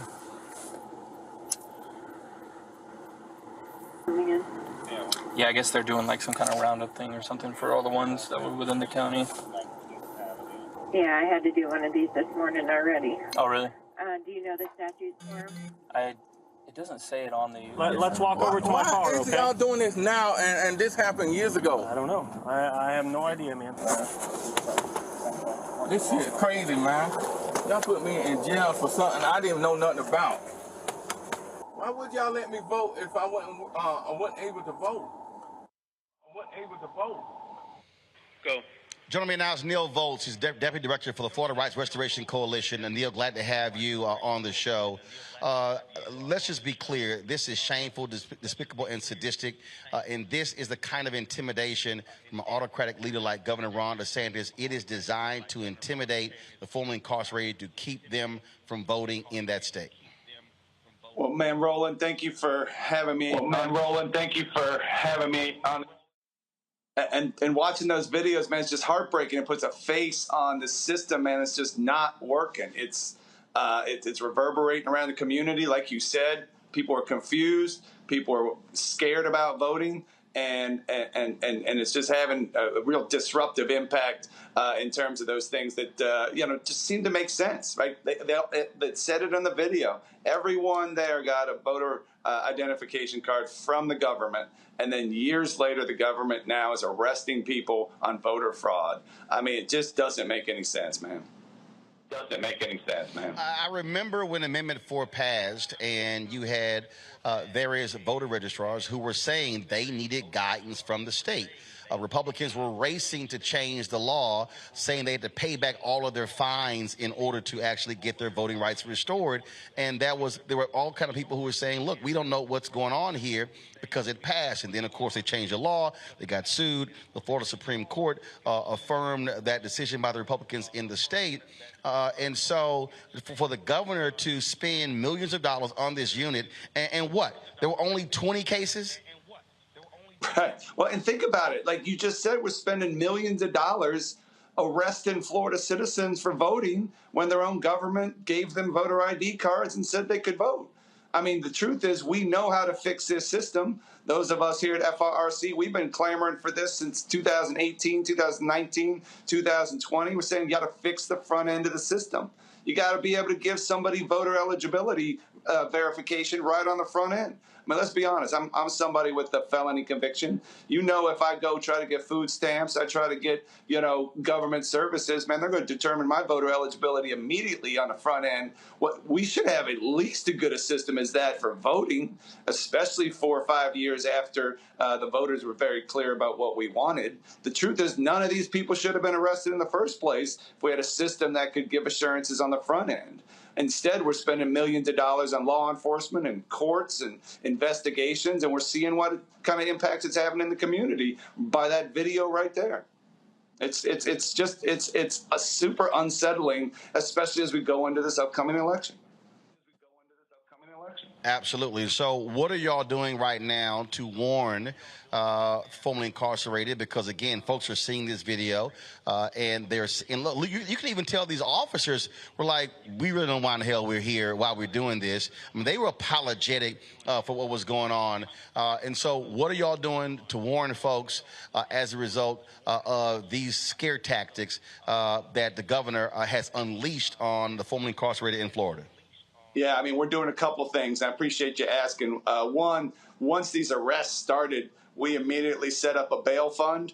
We immediately set up a legal defense fund because, look, we know the system. 98% of people plead out, right? So we got folks put in a situation in which they're sitting in jail trying to negotiate for their own freedom and for their own future, and it's an uneven negotiation. So we want to make sure that we get everybody out. We want to make sure that anyone who wanted attorney, that we could get somebody assigned to them so that they could have counsel, they could make wise decisions. And we want these conversations to be happening in the courtroom, right? Because we know that there needs to be intent. And we didn't see intent from anybody there. We saw shock that they were even being arrested, right? Everyone that we're seeing in those videos are saying the same things that we're reading in all these affidavits, right? I didn't know that I was on the sidelines of my community for years. I wanted to vote. I wanted to be a part of my community, so I did because the government told me I did. And now 2-3 years later, they're getting arrested. So what we're doing is getting the word out to all of our members through our chapters, through webinars, through one-on-one conversations, and making sure that folks know that they can connect with us and connect with attorneys if they have questions, because we got a horrible situation, to be frank, here in Florida. If you're unsure, the system's basically saying don't vote. And we think that's a horrible process. We need to get the certainty back in the system, and that's why we're also grateful for platforms like yours, and in which we can be very, very clear. Other states have figured this out. They know how to determine eligibility on the front end of that process so that we don't have to deal with any of this stuff on the back end. The couple of the gentlemen who are in the videos that we saw, they got their information from the DMV. They went down to the DMV and had government folks tell them that they were eligible. If I went down to the DMV as a 13-year-old and said, hey, I want to drive, and they gave me a driver's license for 3 years and then arrested me afterwards, I think we'd all be up in arms. But that's exactly the process that we have here. We have a system that doesn't work, and now we're reacting to it with law enforcement and criminalizing voting and making things worse. So, man, we are beating the drum as loud as we possibly can. And I say it again and again, man, thanks for allowing us to talk to folks who care about this through your program, man. We're really grateful for that. Well, Neil, we certainly appreciate it. Give my best to Desmond and Sheena as well. It's shameful these folks having to deal with that. This woman trying to go to work and then she gets arrested. She's trying to tell her husband because of the actions of Florida Governor Ron DeSantis. But we appreciate it. Thanks a lot. Thank you so much. Michael Brown, I'll start with you. Actually, let me start with Larry since he's there in Florida. Larry, if people need any other reason to throw Ron DeSantis out and vote for Charlie Crist, this is a perfect example right here. I mean, what he is doing, this is about intimidating the formerly incarcerated. And I really hope those upwards of 1.4 million people in Florida who are formerly incarcerated use the power of that ballot and throw him and every single other Republican who passed that law trying to stop them from being able to get their voting rights restored. So, Roland, this video and how they were treated is how with people in the state of Florida, particularly the governor, are treating returning citizens, but not just returning citizens. We also talk about migrants also, right? I think that the issue here in Florida, Roland, is that there are some people who don't have a problem with this kind of behavior. Let's be clear. We even seen some of the recent polling numbers leading up to the November election in the governor's race in particular.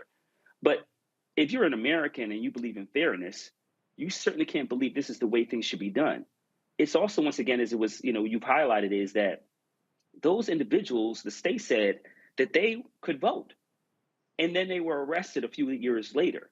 So, we're clearly understand that we have an election coming up in a couple of weeks.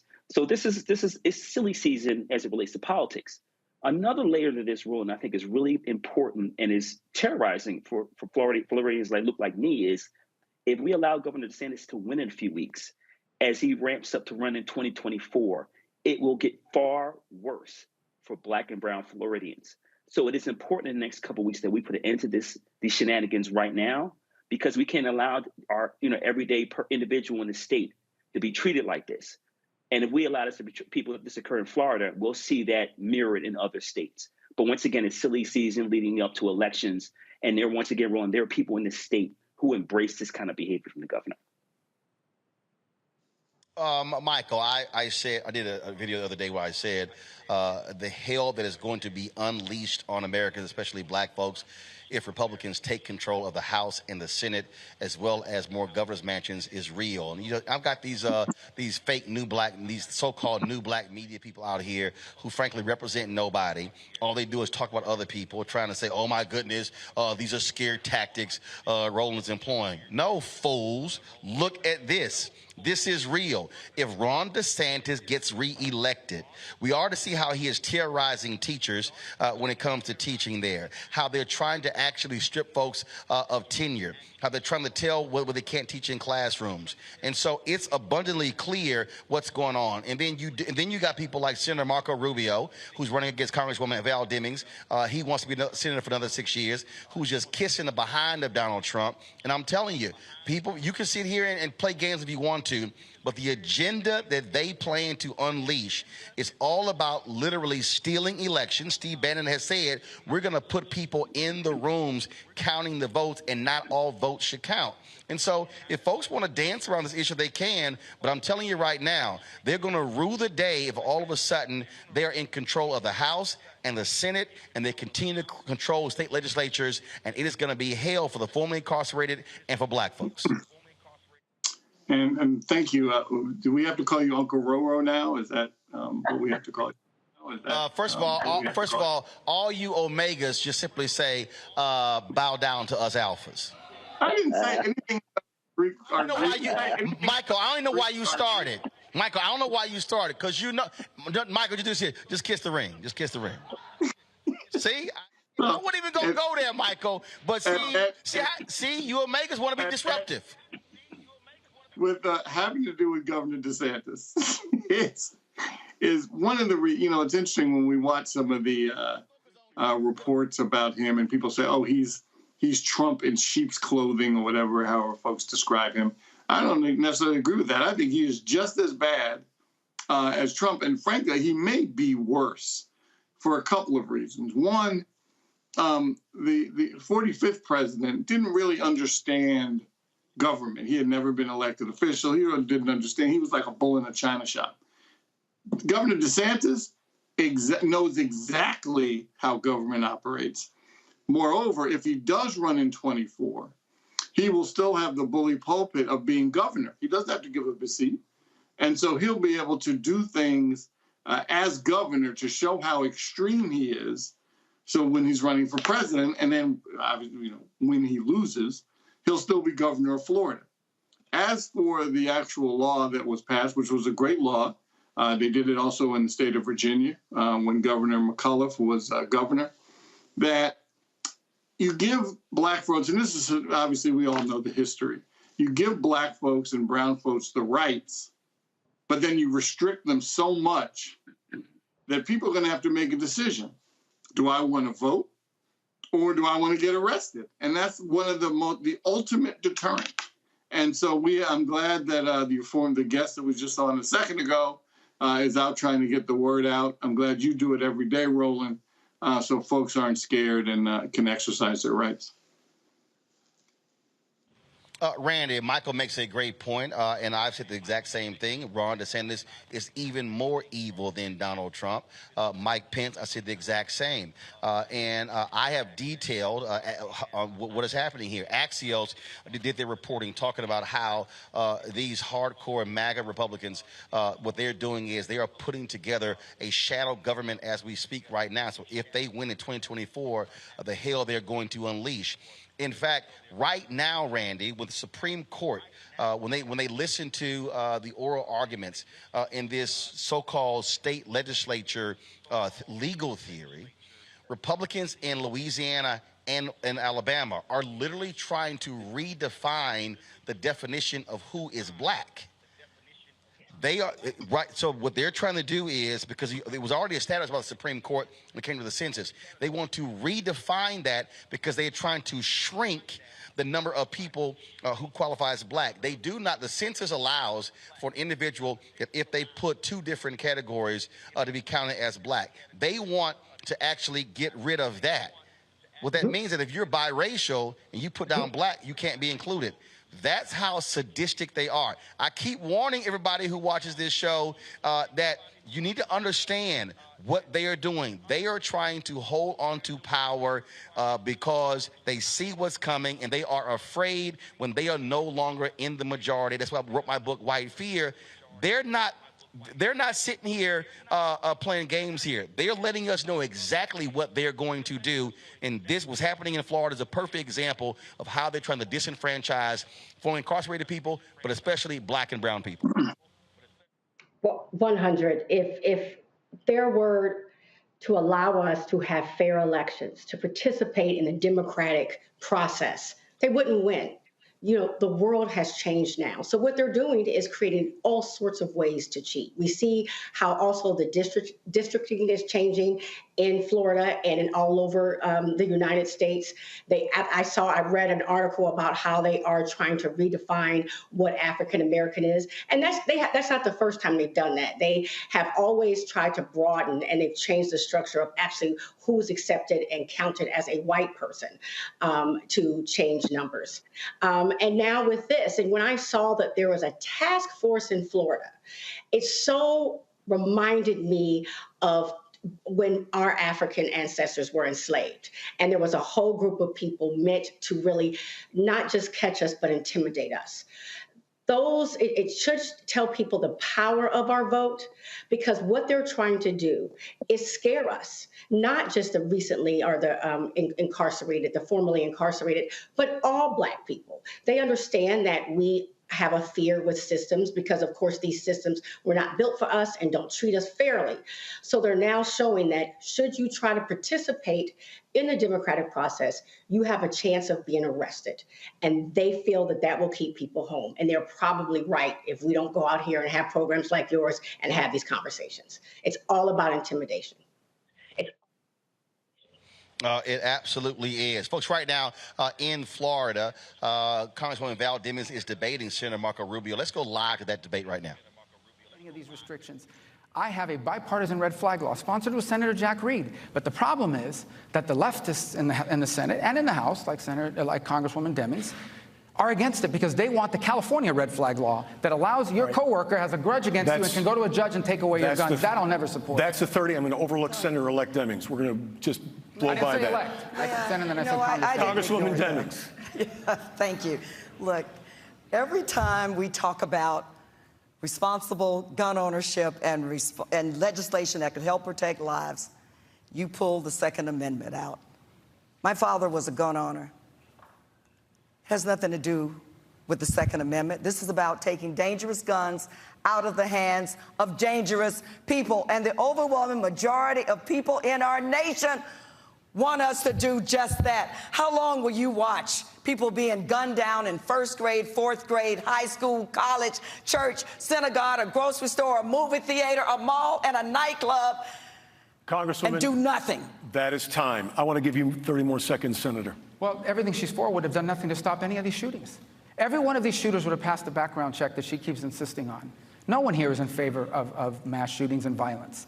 And that's why she says we did nothing. That's not accurate. The truth, today, you go to the Department of Homeland Security website, and there's a clearinghouse. She's going to mock it. She shouldn't, because the idea came from a Parkland father. And there's a clearinghouse there that basically tells schools, for example, this is what works for safety and this is what doesn't. And we got that put in there. You know who's trying to take that down? The Biden administration. Because they say that to have a school safety clearinghouse is discriminatory against minority students. 30 more seconds, Congresswoman. Is fine. But Senator Rubio thought that he could reduce this very critical issue to supporting a clearinghouse on the Homeland Security website. And he thought he would get a pass for the mass shootings that we've had in our state and doing nothing significant to do anything about it. Your primary responsibility, Senator, is to protect the safety of the people that you represent. We just passed the bill they wanted, and there was a shooting a week later, and a week after that. Why don't we just stop arresting murderers? The only people that follow these laws are law-abiding citizens. A rapist, we are out of a time on robber. this issue, and in this half of this debate, we've reached halftime, and it is brief. So everybody stay tuned. We have many more issues to get to. You are watching Decision 2022, the U.S. Senate debate for Florida. Palm Beach State College, 90 years of preparing top graduates who are industry leaders across Florida and the nation. Find your power at Palm Beach State College. Palm Beach State College. All right, folks, welcome back to Roland Martin Unfiltered. We're going to go to a break. We come back, more on the show. We'll talk more about elections, also some other issues as well. Don't forget, download our app, Black Star Network app, Apple phone, Android phone, Apple TV, Android TV, Roku, Amazon Fire TV, Xbox One, Samsung Smart TV. You can also support the show. Your resources matter. Bring the Funk Fan Club. Checks and money orders go to P.O. Box 57196, Washington, D.C., 20037-0196. Cash App, $sign RM Unfiltered. PayPal is R Martin Unfiltered. Venmo is RM Unfiltered. Zelle, Roland at RolandSMartin.com. Roland at RolandMartinUnfiltered.com. And of course, you can get a copy of the book White Fear: How the Browning of America is Making White Folks Lose Their Minds. You'll be at all bookstores, Amazon, Barnes & Noble. Download it on the Audible, from Audible as well. And of course, you can order it through your favorite black bookstore. Folks, I'll be right back from Savannah, Georgia. When we invest in ourselves, our glow, our vision, our vibe, we all shine.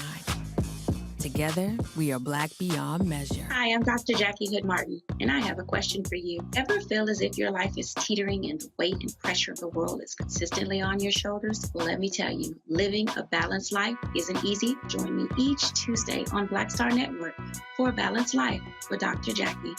We'll laugh together, cry together, pull ourselves together, and cheer each other on. So join me for new shows each Tuesday on Black Star Network, A Balanced Life with Dr. Jackie.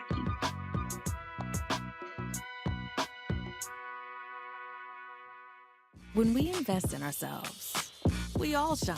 Together, we are black beyond measure. You know what's on the ballot. It's not just legislation and policies we believe in. It's democracy. Our democracy. There's a choice on the ballot between freedom and fear, between cruelty and compassion, between chaos and community, between voting or violence, and the end of rights generations have fought for. The extremists have a plan, a roadmap for a nation where your voice is silenced and your vote is a memory, where they count their votes and cast ours aside. That's why this year, this fight, this vote is so important. Register, engage, volunteer, fight back against the disinformation and despair, and most of all, vote, because your vote is all that stands between our future and theirs.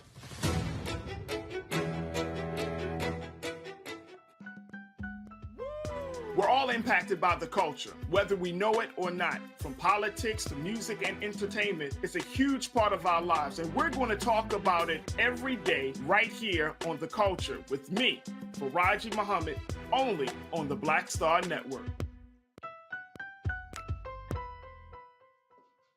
Black TV does matter, dang it. Hey, what's up, y'all? It's your boy Jacob Lattimore, and you're now watching Roland Martin right now. Yee.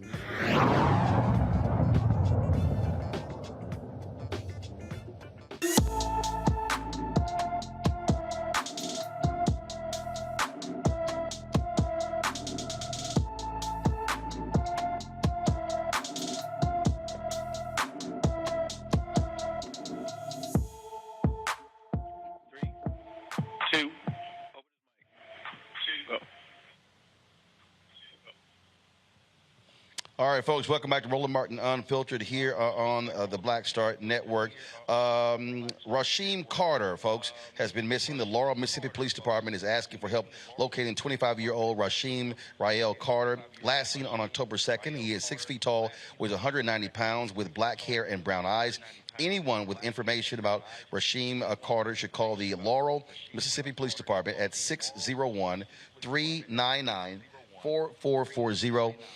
601 888-399-4400. Folks, a Texas mother is upset after a teacher actually threw her child and then lied about it by saying the child failed. So, 14-year-old Quentin Proctor attends the Round Rock Independent School District's Goals Learning Center, a school for kids who qualify with an emotional disturbance. Well, on April 29th, 2022, the teen was being escorted out of his class by two female teachers for disturbing the class. Well, they took him to the cool-down room. At some point, the assistant principal, Jacob Thomas, came to relieve the two women. Quentin says he thought he could leave with his teachers. When he tried to walk out of the room, Thomas threw him back in, making him hit his head on the wall. Quentin's mom, Tatiana Alfano, got a call and an email from the school alerting her of the incident, saying her son was defiant, fell down, and hit his head. Quentin told her he did not fall, but was thrown down. She requested the video and saw exactly what happened. Here's the school district statement about the incident. The district's investigation is complete. The staff member is still employed but not assigned to Goals Learning Center. He is currently working on administrative projects at the district's central office. She was not particularly happy with how the school handled the situation and reached out to the Department of Family and Protective Services to review the case. They ruled that it was reasonable to conclude that the alleged abuse and neglect did not occur. Unhappy with that, she posted the video on social media. The school district reached out to her lawyer and offered $10,000 to delete the video and sign a non-disclosure form. She declined. Randy, what the hell? First of all, how do you continue to employ an assistant principal? And they lied. The video shows the kid was being thrown into a wall. And the person is still employed? How about not lying and then you're going to offer $10,000 to delete the video? I'm glad she posted it because the Round Rock School District, which is a suburb of Austin, Texas, they are flat out lying. And this is someone that's parents have to entrust their kids with every day. I mean, how can you trust someone who will just blatantly lie about something that happened and also become just violent with a child? You know, I watched the interview with this young man and, you know, he just seemed like a kid. He seemed innocent. And it's just a shame that he was handled by a grown man this way, a grown man who said that he was dedicated to nurturing children and helping children. He is throwing a child like this. To me, it even looked like he hit him in the end. And then to lie. How could he in any way keep a leadership position? If they allow him to stay in that position, then, you know, I think it speaks highly of the entire district. I mean, I'm sorry, it speaks low of the entire district. Says a lot. Low of the entire district. Michael, I would say file assault charges against the principal, the assistant principal. Absolutely. Make it hurt. And because right now where they have him, when they hold them in administrative, like where they hold them in those camps, their school systems, I'm a former high school teacher, they're still getting paid and they're just not having to do the work. It's very similar to the way they do police officers. So this man is not suffering, but so much. And he could stay that way for a long time. There's some people who stay in the system that way and make money and not work for years. Michael Brown, this is assault, and that assistant principal should be charged for assaulting a student. Absolutely, and no question about it. Especially, I mean, you know, it's interesting that we were talking about the paid leave situation. That family that suffered this, their taxes are paying his salary right now while he's still working. So there has to be some middle ground when punishment is imposed until, you know, people go say, oh, there's an investigation. There has to be some middle ground. Maybe he doesn't technically lose his job. He has to go home, but he doesn't get paid. I think what irritates folks is the fact that people are getting paid for doing bad while there's an investigation. Number two, absolutely wrong. You're absolutely correct. I don't know what. I know you mentioned the name of the town outside of Austin. We'll see what the DA does. I mean, there actually should be no question this is assault, because keep in mind, he can't call it self-defense. The young man did nothing to cause this person to commit an assault and battery against him. So from my standpoint, you're exactly right. should be charged. I just don't have no idea what the DA is going to do, and how they act with impunity. And oh, you know what? Just delete it, and we'll send you a check. You know, that's the same. It's so tired and typical, and that's what impunity does. People think there are no consequences. Larry, check this story out. In Wisconsin, a white man in Milwaukee was caught on video holding a young black man with special needs by the throat after accusing him of stealing his bike. This video has gone viral. Watch this. Sold. I'm recording you. Let go of the Go man's ahead. neck. Record. Let go of his neck. He's not going Stole anywhere. a bike right out Sir, of a friend of mine's sir. yard. Let go of his shirt. Let go of his neck. Let go of his neck. Okay, you're fine. You ain't gotta hold his neck. No, I sir. didn't touch it. I did touch it. Yeah, I did touch it. For real, I did touch it. Yeah, one of this kid over here, one of his friends stole a bike right out of a friend of mine's yard. Okay, my address is... Yeah, I did touch it. Yeah, for real, I feel on God, I did touch it. Yeah. You ain't gotta touch his neck like that, bro. He a kid. Yeah, right in the middle of the road. He's just a kid. Just Hey, do y'all know? Hey, little man. There's two Do you know his minutes ago. people? There's actually three kids Go here. get his people.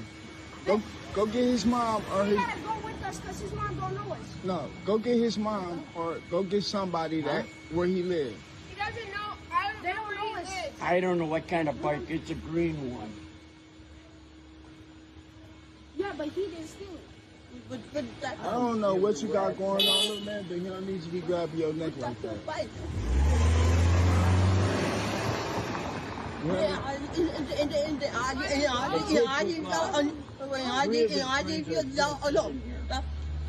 How did he get you?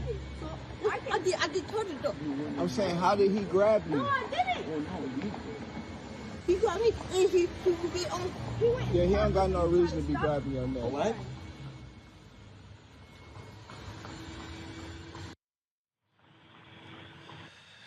Go. Well, Larry, let me tell you what happened here. It was a black group. They pulled up on Homeboy. His name is Robert Allen Walsikowski Sr. He described the bike to the 911 operator as green. You saw the bike. It was blue.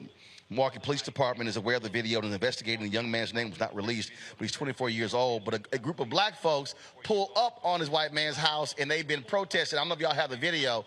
And they said, oh, you want to touch a young black brother? Here you go. And then you've had other activists from around the country who said they're going to pull up at his house in Milwaukee. Look, I keep telling. That's why, we had this segment, Crazy Ass White People. Y'all keep putting y'all hands on black people. It's about to be a problem, Larry. Listen, Roland, this is, I feel for this young man who's obviously read the article with special needs, but this is once again an example of racial violence. And listen, we could have videos like this. You could play these on loop, Roland, every single day. And we obviously talk about these issues with law enforcement, but also these citizens. And this gentleman thought he had the right, not only to detain him, but his hands around his throat. And I'm great. I'm glad that citizen showed up, that brother showed up, let him know he need to take his hands off of him. But we can't continue to allow these folks to get away with it. So yeah, they need to be out in front of his house 24 hours a day, 7 days a week, to let them know that we, members of the Black community, won't allow this to continuously happen, particularly those in our community who are the most vulnerable, which is clearly the case. But once again, the police department should be investigated. This gentleman should be arrested for assault. And then people not only protest in terms of in front of his house, they need to go in front of his job and let his employers know this is the kind of behavior of the individual you're employing. And it'd be certainly better not be a state or city employee. But once again, Roland, if you mess around and find out, if you put your hands on members of the Black community, and we need to keep doing this to hold these folks accountable. Look, Randy, I'm telling you, I'm glad to see how people responded. And I bet that man is a little bit upset. Remember the guy in I don't remember the story, the guy in New Jersey who attacked this young brother. And man, when the protesters showed up at his house and he had to move. And so that's what should happen. I mean, bottom line is you don't sit here and just put your hands around this young brother's neck. And then you call 911 and say the bike is green and the damn bike was blue. Right. And he also said the friend stole it. He said that not that gentleman stole it, but the friend stole it. So why do you have this gentleman in a neck hold? Not that that would be appropriate anyway. Definitely he should be arrested.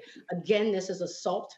But I think that the message should be loud and clear that Black people are sick and tired of being sick and tired. And if the police will not protect us, if the systems will not protect us, we will protect each other. So they should be paying attention. And I'm so thankful for that brother being there. Michael. We were just talking about deterrent in the previous story. There have to be deterrents, too, for people like the gentleman in the plaid shirt. You have to put some bracelets on them, take them downtown, book them for assault. I mean, because then hopefully the message will get out to people like him. I better not do this because this will happen. Same with the deterrence with the police. There has to be some stronger deterrence when folks do things that are not that frankly are illegal. But the laws protect police officers, and the laws, or whoever happens to be the DA, will protect this gentleman in the plaid shirt or the gentleman at the school. So that's why elections matter, because it depends on who is in these particular positions. Absolutely right. Folks, got to go to a break. We come back. We'll talk with a sister out of D.C. who's actually a business advisor helping Black-owned businesses and others. And so we'll chat with her in our Marketplace segment. You're watching Roland Martin Unfiltered, broadcasted live from Savannah, Georgia. Download the app, Black Star Network app, folks. Android phone, Apple phone, Android TV, Android phone, Android TV, Apple TV, Apple phone, Roku, Amazon Fire TV, Xbox One, Samsung Smart TV. And, of course, you can also support us in what we do with our Bring the Funk fan club. Check in money orders. Go to P.O. Box 57196, Washington, D.C., 20037-0196. Cash App, $RM Unfiltered. PayPal is R Martin Unfiltered. Venmo is RM Unfiltered. Zelle, Roland at RolandSMartin.com. Roland at RolandMartinUnfiltered.com. And get your copy of White Fear, How the Browning of America is Making White Folks Lose Their Mind. Available at all bookstores. Order from your favorite Black bookstore. Download it from Audible as well. We'll be right back.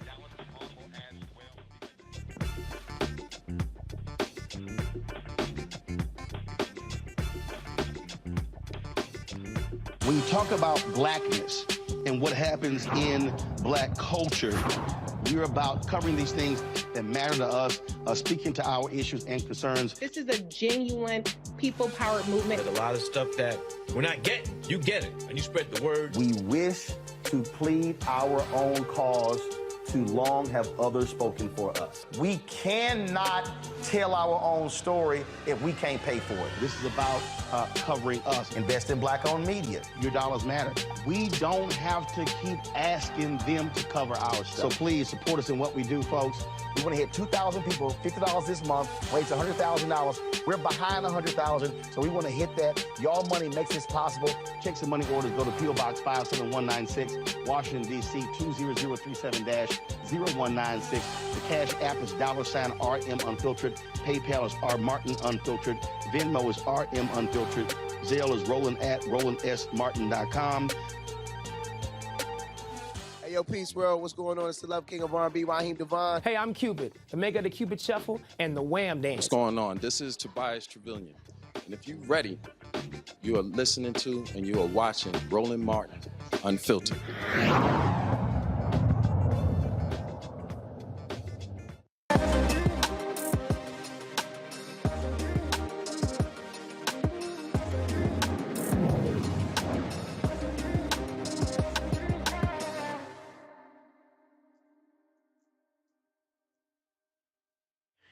All right, folks, starting and running a business is not easy. Trust me, people love talking about entrepreneurship, but you have to understand the business of the business, navigating tax code, talking all the other aspects of running a business. My next guest is somebody who is helping folks do that, Tennille Moon. She is the founder and CEO of Moon Advisory Group. The full-service accounting firm handles bookkeeping, monthly accounting, tax preparation, business advisory services for high-net-worth individuals and business owners. She joins me from Lanham, Maryland. Tennille, glad to have you on the show. How you doing? Doing pretty good. Thanks for having me, Roland. Really, really appreciate it. All right, so let's talk about this because, I mean, look, when you're trying to run a business, you're trying to keep up with everything, and you're not keeping up with the tax code and how things have changed. In fact, literally, as I was sitting here talking, I got an alert from the Wall Street Journal that dealt with changes in the tax code as well, what you should know. And a lot of small businesses, especially the black-owned businesses, aren't taking advantage of the tax code and what it is they can write off, how they can actually make purchases. And so how do you help them in terms of understanding to grow their business in a unique way? So the cool thing right now is it's actually a huge topic right now. A lot of people didn't really understand tax planning. A lot of people prepare for what? Tax season. And tax season takes into account what you've already done for the year. Therefore, now all you left to do is just pay your taxes. What a lot of people are trying to headlight right now is tax preparation. You have to do some tax planning. So with tax planning, we show individuals, we show business owners how they can put a plan in effect right now that shows you how to spend your money and how to buy assets, and buying those assets, how you can write those off so you can lower your tax liability. It's a huge thing right now, and that's what I'm going to stress to a lot of business owners that they need to do. Look into tax planning strategies. It helps you plan before it's tax preparation season. And that's also great because there's nothing worse than sitting here and you get to February and March and you're like, what in the hell do I owe? I actually have a conversation with my folks as early as August and September based upon revenue projections, because, you know, when you get to it, one of the things is that, look, you may have a business and you bought as much as you can. So now you're trying to figure out, well, you know, how can I spend my money? And that's one of the first questions I ask. Okay, what do you anticipate our tax bill is going to be, and what can I buy to lower the tax bill? Because at the end of the day, if I can go out and make some acquisitions and some purchases that's actually benefiting the company, I'd rather do that than give the government, you know, like one year to give them $325,000, and I was pissed. And actually I was so upset because we had timed it out perfectly, and literally around December 27th, 300 grand in revenue came in. One company wanted to book it at the end of the year, and I was like, damn. And I was trying to figure out how to spend. I'd already spent about $400,000 in a month. I was like, damn, I cannot spend 300 grand in 3 days. And I was hot. And so that's why now, so part of the deal, people who owe me, I'm sitting here going, all right, so when y'all gonna pay? Now, why don't y'all go ahead and pay that thing like January 30th instead of December 30th? Yeah, that strategy is called deferring your revenue. Deferring the revenue, which is just waiting a little while longer to collect it so it hits in a whole nother year rather than the year that it's happening right now. It's huge, Roland. A lot of companies don't understand the value of tax planning, and that's something that I'm emphasizing right now in this season. Like you said, you did it around August, around September. October, it's almost too late, but you have to get in the game, get your numbers together, get your financials together. Most businesses don't even have their financials together. They don't have a CFO, or the basics. They don't even have a bookkeeper. And a bookkeeper at least lets you know, are you profitable? So if you find yourself being profitable and you owe taxes in previous years, you don't have to keep giving that money to the government, giving it to the IRS. I call it, why not reinvest that money back into yourself? The same exact thing that you were saying. Spend the money on yourself, spend the money in your investments, spend the money on developing your team and bringing in new revenue rather than giving it away to the IRS. Last question before I go to my panel, and this is the thing that totally trips me out. I've had business owners who say, I do my own taxes, and I'm like, you do know that's a tax write-off if you pay somebody else to do it.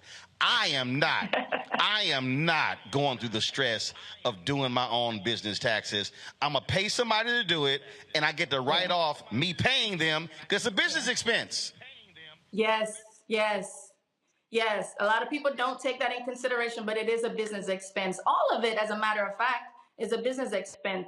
Whether you're doing it one time a year for preparation, or you're doing it for planning season, or you're doing it for bookkeeping, accounting, all of it is a write-off. And if we're in your numbers every single month, we even can find new write-offs for you, new things that you didn't know you can actually account as a business expense, and you're spending it on your personal accounts. I've seen a lot of people do that where they don't realize that you can sometimes write off so much more in your business, but you're spending it on your personal expenses. Questions from my panel. Larry, I'll start with you. Yeah, sure. Thank you, Roland. So you're right there in the Washington, D.C. metropolitan area. There are a number of Black-owned businesses, and those numbers are increasing. Yeah. But I want to talk specifically if you have any programs where, particularly, like for instance, Black women. We've seen in the last couple of years a number of increasing of Black-owned business. Like I said, D.C. right there is a hub. Can you talk a little bit of if you're partnering with any organizations to support specific subgroups like Black women? Currently partnered with a major agency that you probably heard of. It's called the MDDA, which is the Minority Business Development Agency. It is a federal program, but they partner with small businesses, not just in the DC area, it's literally nationwide. And we partner with companies that are women-owned, Black-owned, any type of diverse group. They partner with them, and I'm strategically leveraging a relationship with them where any businesses that come in looking to develop, looking to grow, looking to seek capital funding, that's what my firm does with them. So there's a lot of women-owned businesses, Black-owned businesses, disabled veteran businesses that come through, and they're looking to secure contracts with the state government and also the federal agency here in DC, which is one of the big businesses here is federal government contracting. And that's what we do. Get their money together. We pitch them for opportunities. We also go after funding with banks or even venture capitalism. Randy. I know that your tax plan is very much dependent on the type of corporation you are, if you decide to be an LLC or an S Corp. Do you provide services to people even prior to formalizing the business to advise them what would be the best type of corporation for them? I am 100% in agreement with that strategy more than anything, but not everybody get that opportunity to do that in advance, because a lot of people right now, the information is out there saying, get an LLC, get an LLC, get an LLC. And then getting an LLC is so easy that they're not emphasizing get some education to determine what structure is going to be best for you. So yeah, I do offer business and corporation services. I like to educate. My team likes to educate how to start from the ground floor up and beginning with the end in mind. I want to know what type of goals do you have in the next 3 to 5 years, because those goals and those plans can help us set you up, structure you the right way you need to be today, rather than just going for LLC, going for S Corp. So I really appreciate that question. Michael. I'll be very quick, Roland. Thank you. Ms. Moon, congratulations on your firm, and I continue to hope you continue to grow. Can you, quick specifics for the viewers. When you say prepare for tax season, what exactly does that mean for folks? Does that mean they should make sure they collect all their the W-2s that come in the mail? Does that mean they should keep every single receipt? What does that mean by getting ready? Well, oftentimes, in my opinion, the people who need to prepare are the ones that recognize that they have a pattern of owing. If you have a pattern of owing, there are strategies that you can implement that can help you prepare for a better result. Not every individual is going to be able to do that. And the reason why I'm saying it is most individuals make what? W-2 wages. And if you're not going to make W-2 wages alone, you have a business, you have investments, you have real estate, those individuals are able to manipulate or change their bottom line numbers with certain decisions they can make or implement today. So for those who have a pattern of owing, that's where I would say you can start preparing during 2022, because once the year is over, you've already passed or surpassed the preparation phase or the planning phase, so you can get into the preparation phase. So anybody that has a pattern of owing, there are strategies that you can do. Rather than giving up that money, you can now reinvest that money into assets that's going to benefit you as an individual or benefit you as a company. And Ms. Moon, quick follow-up, Roland. And Ms. Moon, isn't it, can you also give quick advice to folks that even if they don't have the money ready that they know they may owe, shouldn't you file no matter what? Oh, yes. You should file no matter what. Hit the deadline. April 15 for individuals, March 15 for businesses. Hit the deadline no matter what. And if for any reason you cannot hit the deadline, at least file for an extension, because the failure to file penalty is far worse than anything else. Very good. Thank you, Ms. Moon. All right, Janelle Moon, we certainly appreciate it. Thank you, Ms. Moon. Thanks a bunch. Folks want to reach you, where do they go? If anybody's looking for some assistance, yeah, you can find us on www.moonadvisorygroup.com. That's moonadvisorygroup.com. We're also on Facebook. We're also on Instagram at @Tennille_Moon or @Moon Advisory Group on Instagram as well. All right, then. Again, we certainly appreciate you joining us, and I really hope folks take advantage of that question that Randy raised about the corporations is important, because we actually switched our corporate designation as a result, based upon when we changed the size of our company and the revenue. So again, that's where having professionals who can walk you through those things are critically important. So appreciate it. Thanks a lot. Yes, thank you. Folks, that is it for us. We appreciate all the folks here in Savannah, Georgia, for hosting us. We were in Valdosta, Georgia last night, and so I want to thank everybody who was involved for that. Thanks for coming out as well. We certainly appreciate that. We'll be back in D.C. tomorrow. This Saturday, I'm going to be speaking to the Buffalo NAACP in Buffalo, so look forward to being there. Friday, I'm going to be at the Men of Color Conference at Montgomery College. Looking forward to that. Sunday, we're going to be in Houston with the NAACP and other organizations for a Get Out the Vote rally. I'll be hosting that. And I'm back here in Georgia on Monday and Tuesday. So quite the busy week for us here at Roland Martin Unfiltered. But look, is what we do, covering the issues that matter to us, to our community, and speaking truth to power. So let me thank Randy. Let me thank Larry, my Alpha brother. And let me thank Michael. And Michael, always remember, Alpha's your daddy. You know this. All right, yeah, you can throw that. You can throw that. That's called the flyaway sign. That's what we call that. Y'all call it hooks. We call it the flyaway sign. All right, folks, that's it for us. Again, download our app, please. Black Star Network app, Apple phone, Android phone, Apple TV, Android TV, Roku, Amazon Fire TV, Xbox One, Samsung Smart TV. Support us by joining our Bring the Funk fan club. Our goal is to have 20,000 of our fans contribute a minimum of $50 for the year, $4.19 a month, 13 cents a day. Not only, of course, this show 2 hours a day, Faraji Muhammad's daily show 2 hours, and of course we have, of course, our weekly shows. Greg Carr, Deborah Owens, Jackie Martin. We have, of course, Stephanie Humphrey, and, of course, Roland with Roland. All of that. We've got 3 shows right now in development. And then don't forget, before the election, we'll be debuting our 24-hour streaming fast channel as well. So a lot of things happening with the Black Star Network, and your support is critical for us to continue to do what we do. And so, again, P.O. Box 57196, Washington, D.C., 20037-0196.